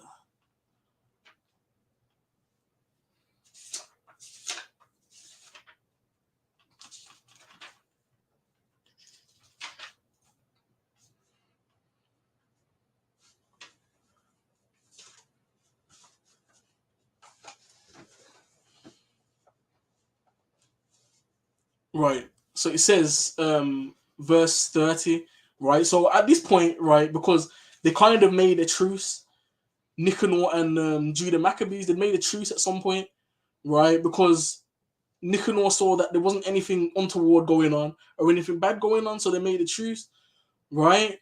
But what happened is because nothing was happening, right? Alchemist wasn't happy, so he was going back to the king and saying, "Well, he's not doing anything." And then Demetrius was asking, "Why has nothing been done?" So now Nicanor had to go and finish what he came to do, right? So he didn't even keep his little truce that he had, right? Which is what Esau is like anyway, right? So verse 30, right? So Second Maccabees chapter 14 and verse 30. So read down from there. Notwithstanding, when Maccabeus saw that Nicanor began to be churlish unto him, and that he entreated him more roughly than he was wont, right?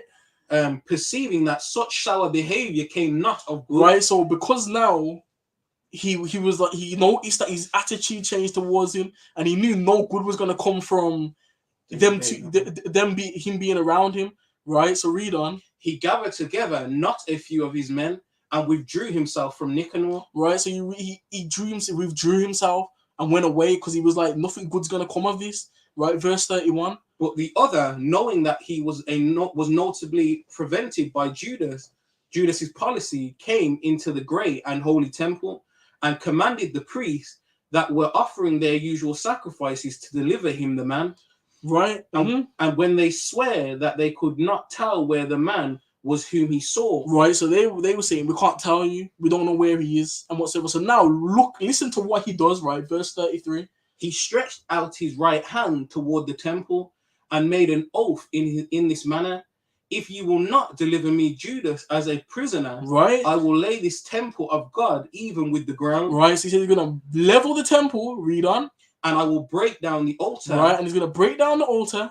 And erect a notable temple unto Bacchus. Right, so he said he's going to erect a notable temple unto a false god. Right, and he made an oath, meaning he made a promise, saying that if he doesn't get Judah Maccabees,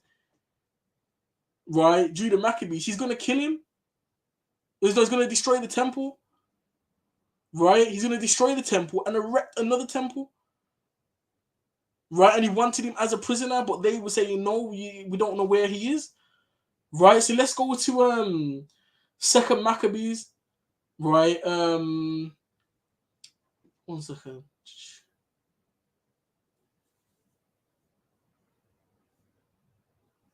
Yeah, Second Maccabees chapter 15 and verse 28.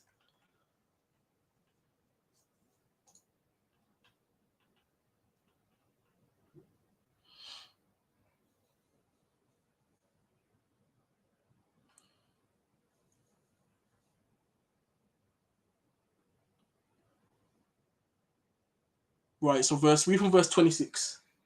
Reading from verse 26. But Judas and his company encountered their enemies with invocation and prayer. Right, because they made prayers to the Creator, man. Before they went out to fight, they made prayers to the Creator. Right, verse 27. So that fighting with their hands and praying unto God with their hearts, they slew no less than 30 and 5,000 men. Right, so 35,000 men they killed. Right, read on. For through the appearance of God, they were greatly cheered. Right, read on. Now, when the battle was done, returning again with joy, they knew that Nicanor lay dead in his hand. Right, so they won the battle and they killed Nicanor. Right, they killed Nicanor.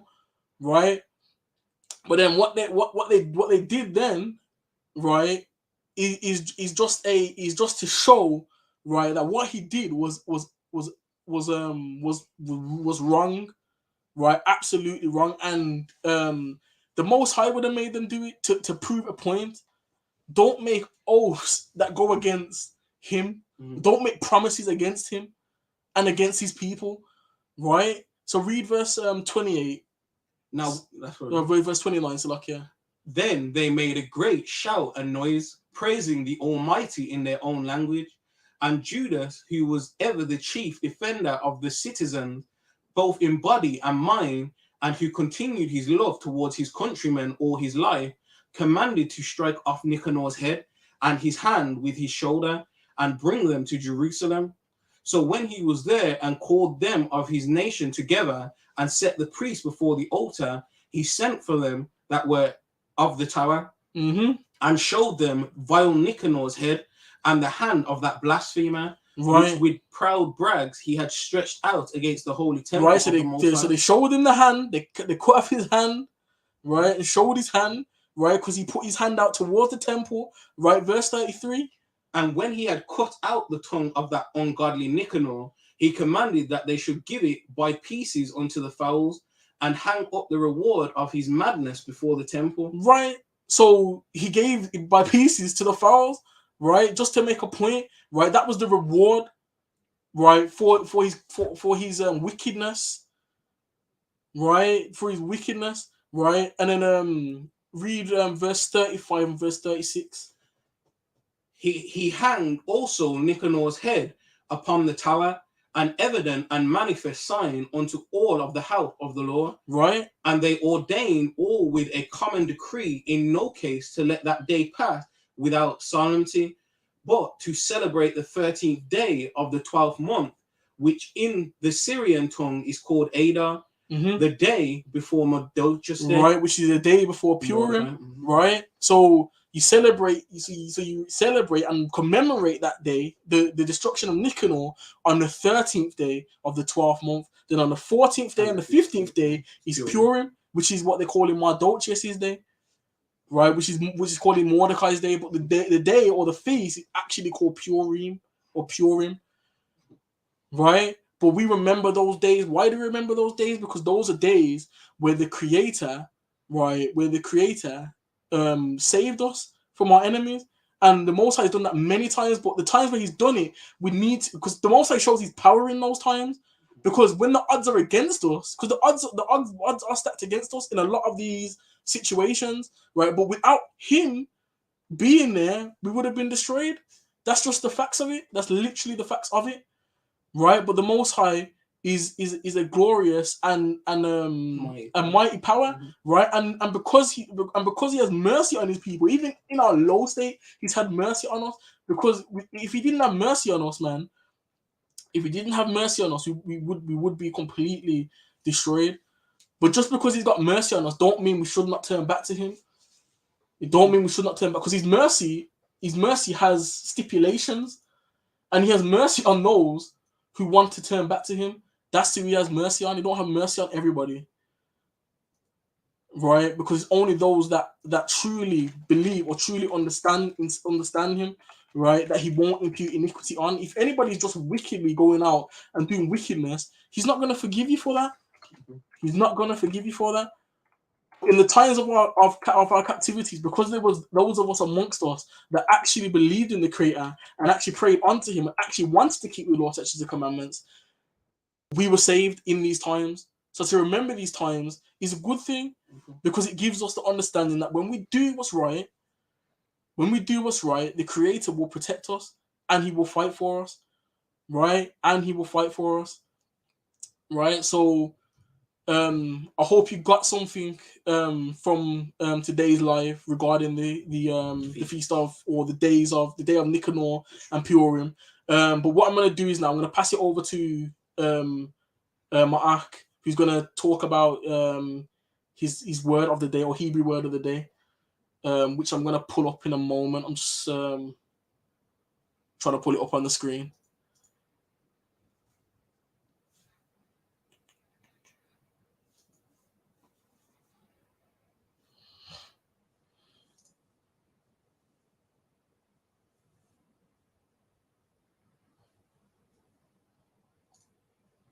This is what you do today. Because it's got like 3 there in one. I don't know why.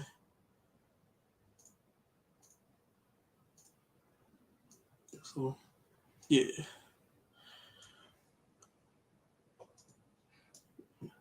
I'm gonna put it up on the screen now. Share screen, window.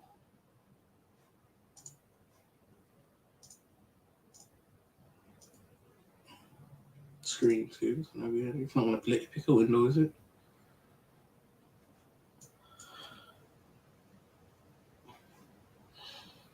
There we go. There we go. So shalom. Like I said, welcome to the next section. Like I said, we got a new segment. So if you tuned in and you stayed all the way to the end, we go into a Hebrew word at the end of our lives now. And it's just to break it down so we get a feeling of the language. Like I said, the scripture requires us to become like babes again. So we're learning the Aleph Tav, or what the English people try to translate to the alphabet. So we're relearning, and we're becoming like kids, so we can learn from the Most High again and learn correctly. So an apt word is what we're going to look in today, the Hebrew word for Torah, because it's very important that we understand Torah and why we keep Torah, what it means.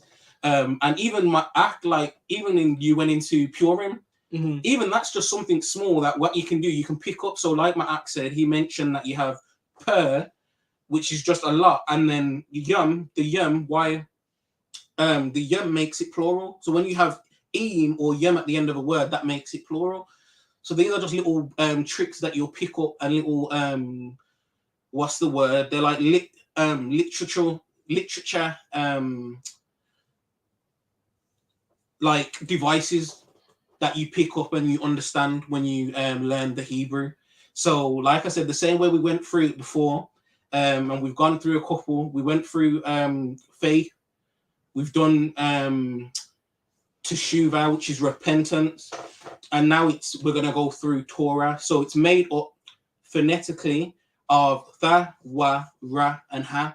And if we go through each symbol, we start with the pictograph, because that's the most ancient, and we know from what it is, from what the picture is, and what they try to change the symbols to, we know that that's a cross, or like cross sticks, and people relate that to the actual cross, because which our Messiah was hung on, and that has the spiritual meaning of a sign, a mark, or a covenant.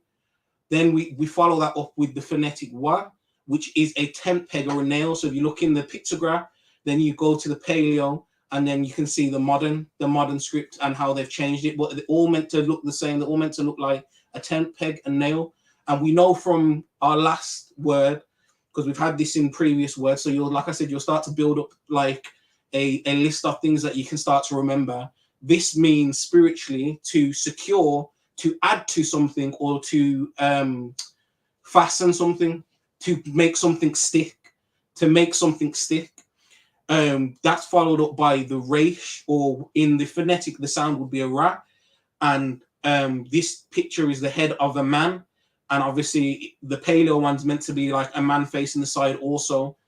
And it's slightly different in when it comes to the modern, because obviously that's where they've made the most changes. That's what they try and put in a lot of manuscripts and stuff now. So that's, if you go to Israel now, what you're going to see most of is like the modern script. So it's helpful to know what you're looking at when you're reading the Hebrew. So we know it's the head of a man, and we know that Reish or the Ra sound is a head. So like the first of something, the top or the beginning. So we relate this to the Most High because he is the head of man and he is the first. We relate it also to Messiah, Yahweh, because he was the first created and he is the beginning of creation. So he's the one who also begins creating. The Most High gave him the building blocks, and then he's the one who starts to enact it. Because like my elder like says, even in our understanding of business, you wouldn't understand that you have the CEO or the person who does a blueprint or something. Say they're on a like a building site, and it's not the actual person who designs the house. It's not the architect who comes down and actually does the building work. They have other people who are in like a line, but the designer of all things is the creator. And then the person who's going to enact everything would be the Messiah. So the head can be both. It can be Messiah and it could be, but first it would be the creator. So to finish out, the last one would be the Ha, and that would make Tha, Waraha, Torah. So that's why they say it like that. And we know what this is because we've definitely had this in our Hebrew word before, which is the Hey, or which would be a Ha sound. And we know from the pictograph it's supposed to be a man with his arms raised, or meant to be like someone praying, or some people say that it's like a window because that's what the picture denotes.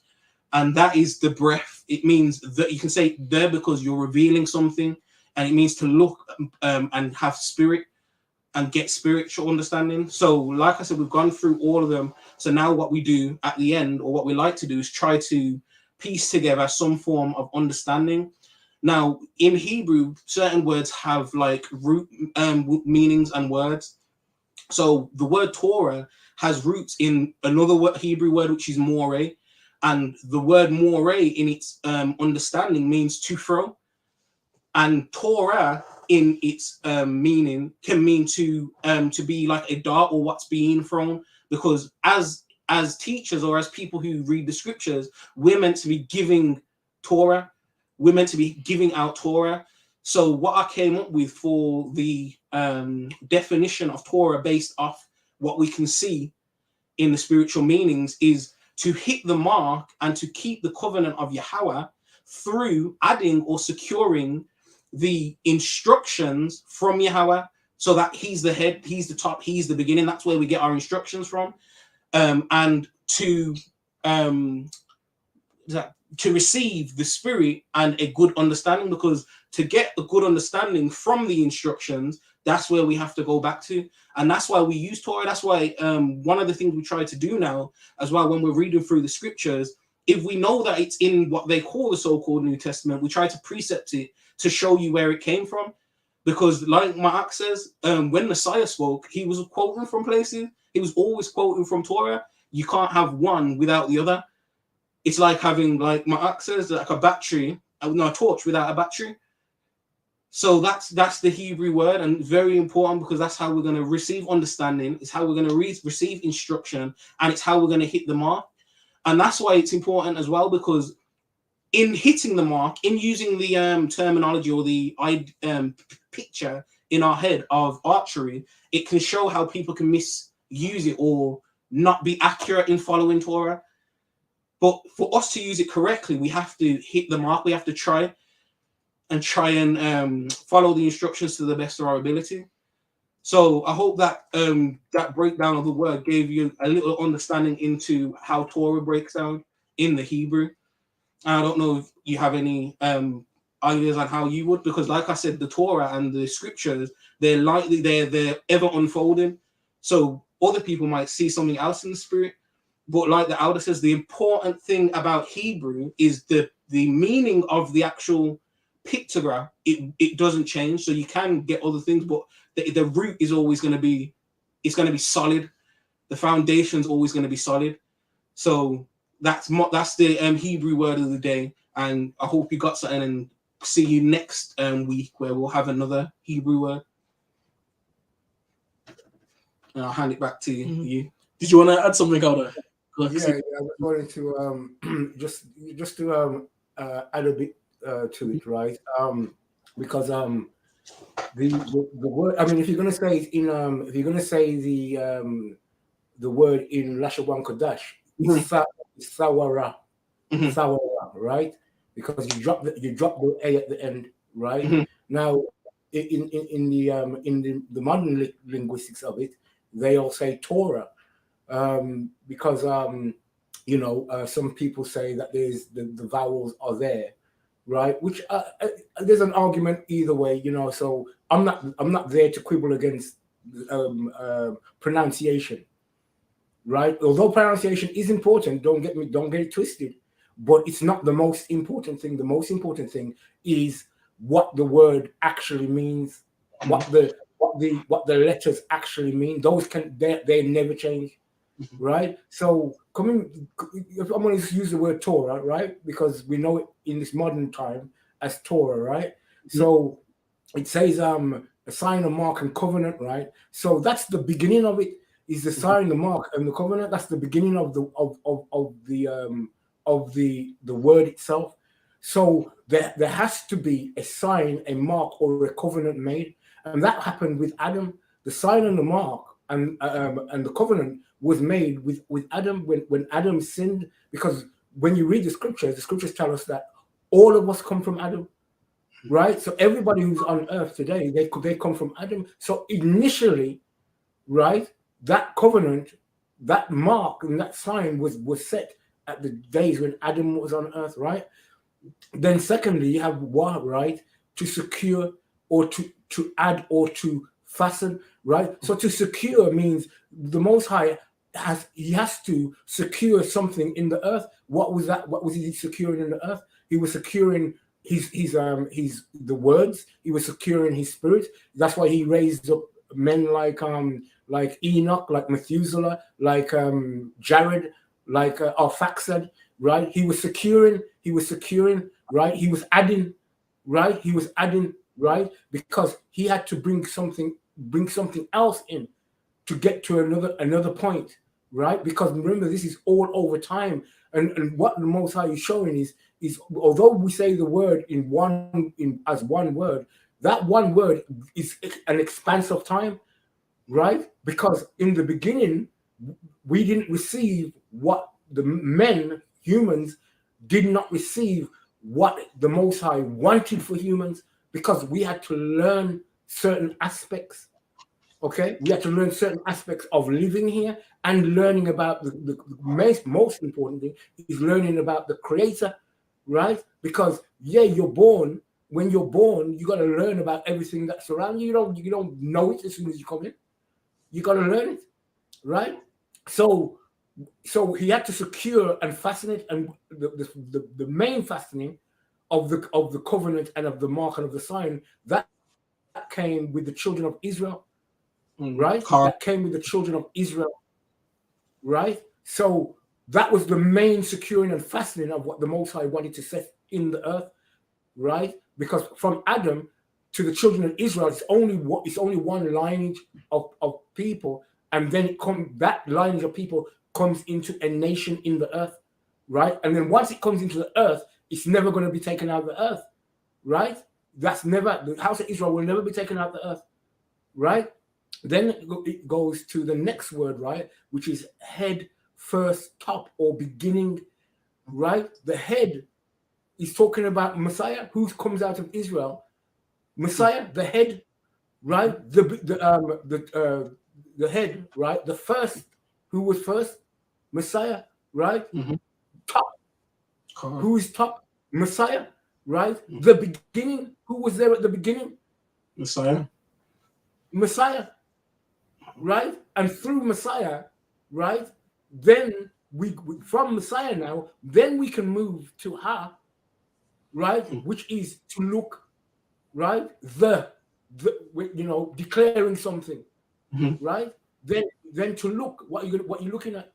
You're going to behold the kingdom of heaven on earth, right?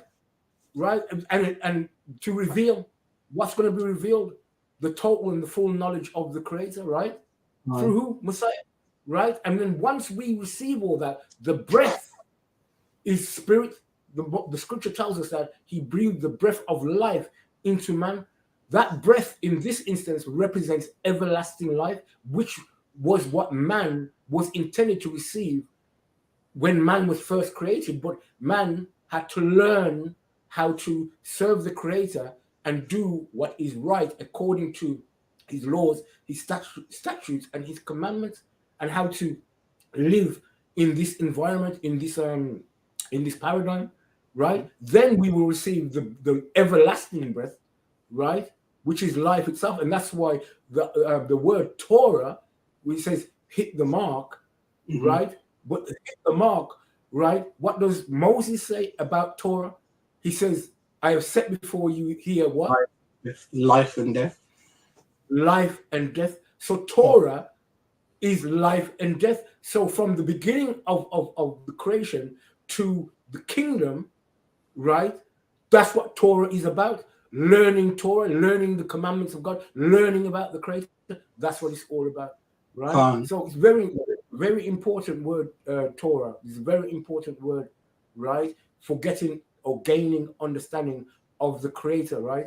Right. I've just skimmed over it because there's many precepts, that are linked to this. And I've paraphrased and quoted a few scriptures, but if it was to go into it, we'd be here for another maybe 2-3 hours just on this one word, right? Just on this one word alone, right? Because it's so in depth. But your understanding of Torah is good, right? It's a good understanding. But the main part of Torah is to achieve everlasting life. That's what it's about, to achieve everlasting life, right? So with that, I'm gonna pass it back over to you so you can close out or do whatever you're gonna do. All right, so to close out, we're going to do the final 4 scriptures that we always do when we speak about the gospel of the kingdom. All right, so I'm just going to bring up the scriptures on the screen. So we've got Isaiah chapter 8 and verse 20. All right, so just read that for me. Isaiah chapter 8 and reading from verse 20. To the law and to the testimony, if they speak not according to this word, it is because there is no light in them. Right, to the law and to the testimony, to the song of Moses and to the song of the Lamb, to Torah and to Messiah. If you're not speaking according to that word, right, it's because there's no light there, right? You need Torah for order, and you need Messiah for redemption. One without the other doesn't make sense. Torah spoke of Messiah and Messiah spoke of Torah, so both go hand in hand. And it's like what Ak was talking about, the saying that I say, you can't have torch and without batteries, and you can't have batteries without a torch, because you ain't gonna get light from just the one of them. You need both of them to get the light, right? It's the same thing with this. In order to get the light, you need to be talking about both Torah and Messiah, right? Torah and Messiah, right? So then let's go to 2 Corinthians chapter 4 and verse 3. And it reads, but if our gospel be hid, it is hid to them that are lost. Right, so if our gospel's hid, it's only hid to those that are lost, either those that don't want to know and will never be found. Why? Because they don't want to be found. Or there's those that will find it at a time when it's suitable for them, right? Because the Most High knows the time and the season for people to get the understanding. It's just that some people have to go through harsh things to get the understanding. Like Apostle Paul, when he was on the road to Damascus, he was knocked off a donkey and made blind to get the understanding. And some people, because things are going to get worse than they are now, so some people, it's going to take all that stuff to kick off for them to be like, hang on a second, what's going on? And then they're going to get the understanding, right?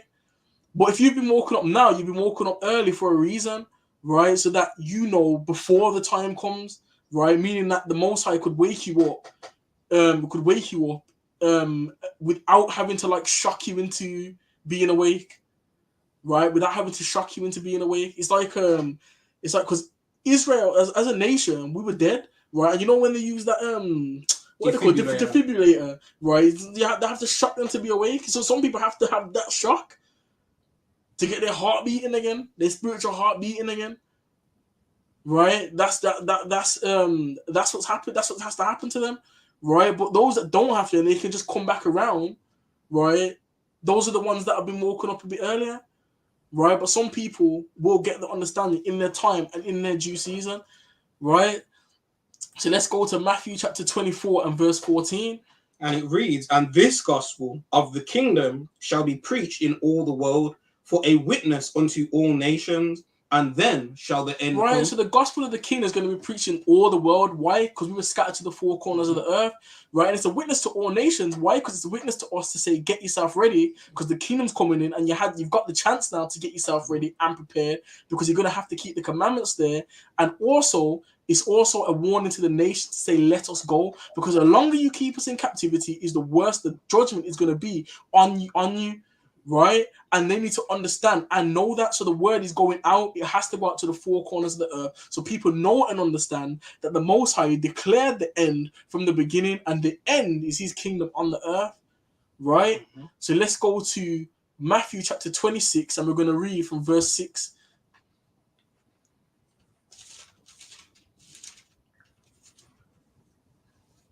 Matthew chapter 26, and reading from verse 6. Now when Jesus was in Bethany, in the house of Simon the leper, there came unto him a woman having an alabaster box of very precious ointment, and poured it on his head as he sat at meat. But when his disciples saw it, they had indignation, saying, to what purpose is this waste? For this ointment might have been sold for much, and given to the poor. When Jesus understood it, he said unto them, why trouble ye the woman? For she hath wrought a good work upon me. For ye have the poor always with you, but me ye have not always. For in that she hath poured this ointment on my body, she did it for my burial. Verily I say unto you, wheresoever this gospel shall be preached in the whole world, there shall also this, that this woman hath done, be told for a memorial of her. Right, so no matter wherever this gospel is preached, right, the gospel of the kingdom, the memorial of this woman has to be spoken of. Why? Because when the Messiah came, he didn't come speaking his own words. He came speaking the words of the Father that sent him. Right, and the Father said that any words that I put into his mouth, which you don't listen to, is going to be required of you, and you'll be destroyed from among the people. So we're going to listen to the words that the Messiah spoke, because he's coming with the words of the Creator. Right, and she comforted him at the time when he was going to go through the tribulation, and without him going through the tribulation first, we wouldn't have had this second chance. Right, he had his beard pulled out, he was spat on, and he was hung on a tree. Right, and that should sound familiar to us, because why? Because our people went through that too. He just went through it first, and he didn't even sin. He followed the law, statutes, and commandments to the T. Right, to the T. So the fact that he did that and then died for us, right? This is a small thing we can do to memorialize this. Right, so no matter wherever the gospel of the kingdom is preached, we're gonna memorialize this woman. Right. So with that, we are gonna say Shabbat Shalom. More peace and blessings. Check out our website, IsraeliteHeritage.com, our Facebook page, Israelite Apostolic Heritage. Also, check out our individual pages. I'm Ibn Solomon. You got our elder in the live as well, Thakawa Shalama. And my app behind me, Yardan Ben Yasharala. And you can message us if you want to. DMs are always open. You got questions, anything, you can always throw them out to us. And we won't really mind or anything. So did you have any closing statements to say? Or closing statement said, Amalda? Yeah, just Shabbat Shalom to all the families, to all the Mishpachah. And as I said, it's not going to change. What I'm going to say is that keep the faith, keep the faith and endure. You know, keep walking on the straight path, right? And endure all things, because no matter what happens, if you stay or stick with the commandments of the Creator, and stick within his guidelines and have faith on Messiah, right? Then you're 90% there. You're 90% there, right? The other 10%, I don't know. That's between you and the Creator. But if you keep the laws and statutes and commandments and you have faith, the scriptures say that those will inherit the kingdom of heaven. That's what the scriptures say. Right, where you will inherit, what position you'll have in heaven, that's not up to any man to say. That's between the Most High, the Father, and Messiah, and they will determine. The Most High will instruct, Messiah will execute, right? But you will enter the kingdom, and as King David says, or was it King David? No, it was Samuel. Or was it Samuel? It might have been King David who says I'd rather, I think it's David said, I'd rather be a be a doorkeeper in the house of the Most High, right? So it doesn't matter what position. If you're in the kingdom, you're in a blessed state. No matter what position you're in a blessed state compared to the rest of the world who are not in the kingdom or not reckoned in the kingdom, right? So keep your faith, endure, and fight the good fight until the end, right? And with that, I'm going to say Shabbat Shalom, Wabati Walama, and all peace and blessings in the name of the Most High Yahweh and His only begotten Son, Yahweh Shai. Do you want to say anything? Just Shalom, like Alda said. He said, all endure, keep the faith, and finish the race, innit? Keep fighting the good fight, and stay in the scriptures, man. Stay in Torah, because that's the way, like Alda said, that's how we get the kingdom. That's how we're going to get the correct instruction. That's how we're going to get a good understanding, by keeping the commandments and doing them to the best of our ability. And with that, I'll just say Shalom. So with that, we are going to say Shabbat Shalom, all peace and blessings. And we're going to say Wabati Walama, and all praises to Yahweh, B'Shem HaMashiach Yahweh Shai. Amen. And Amen.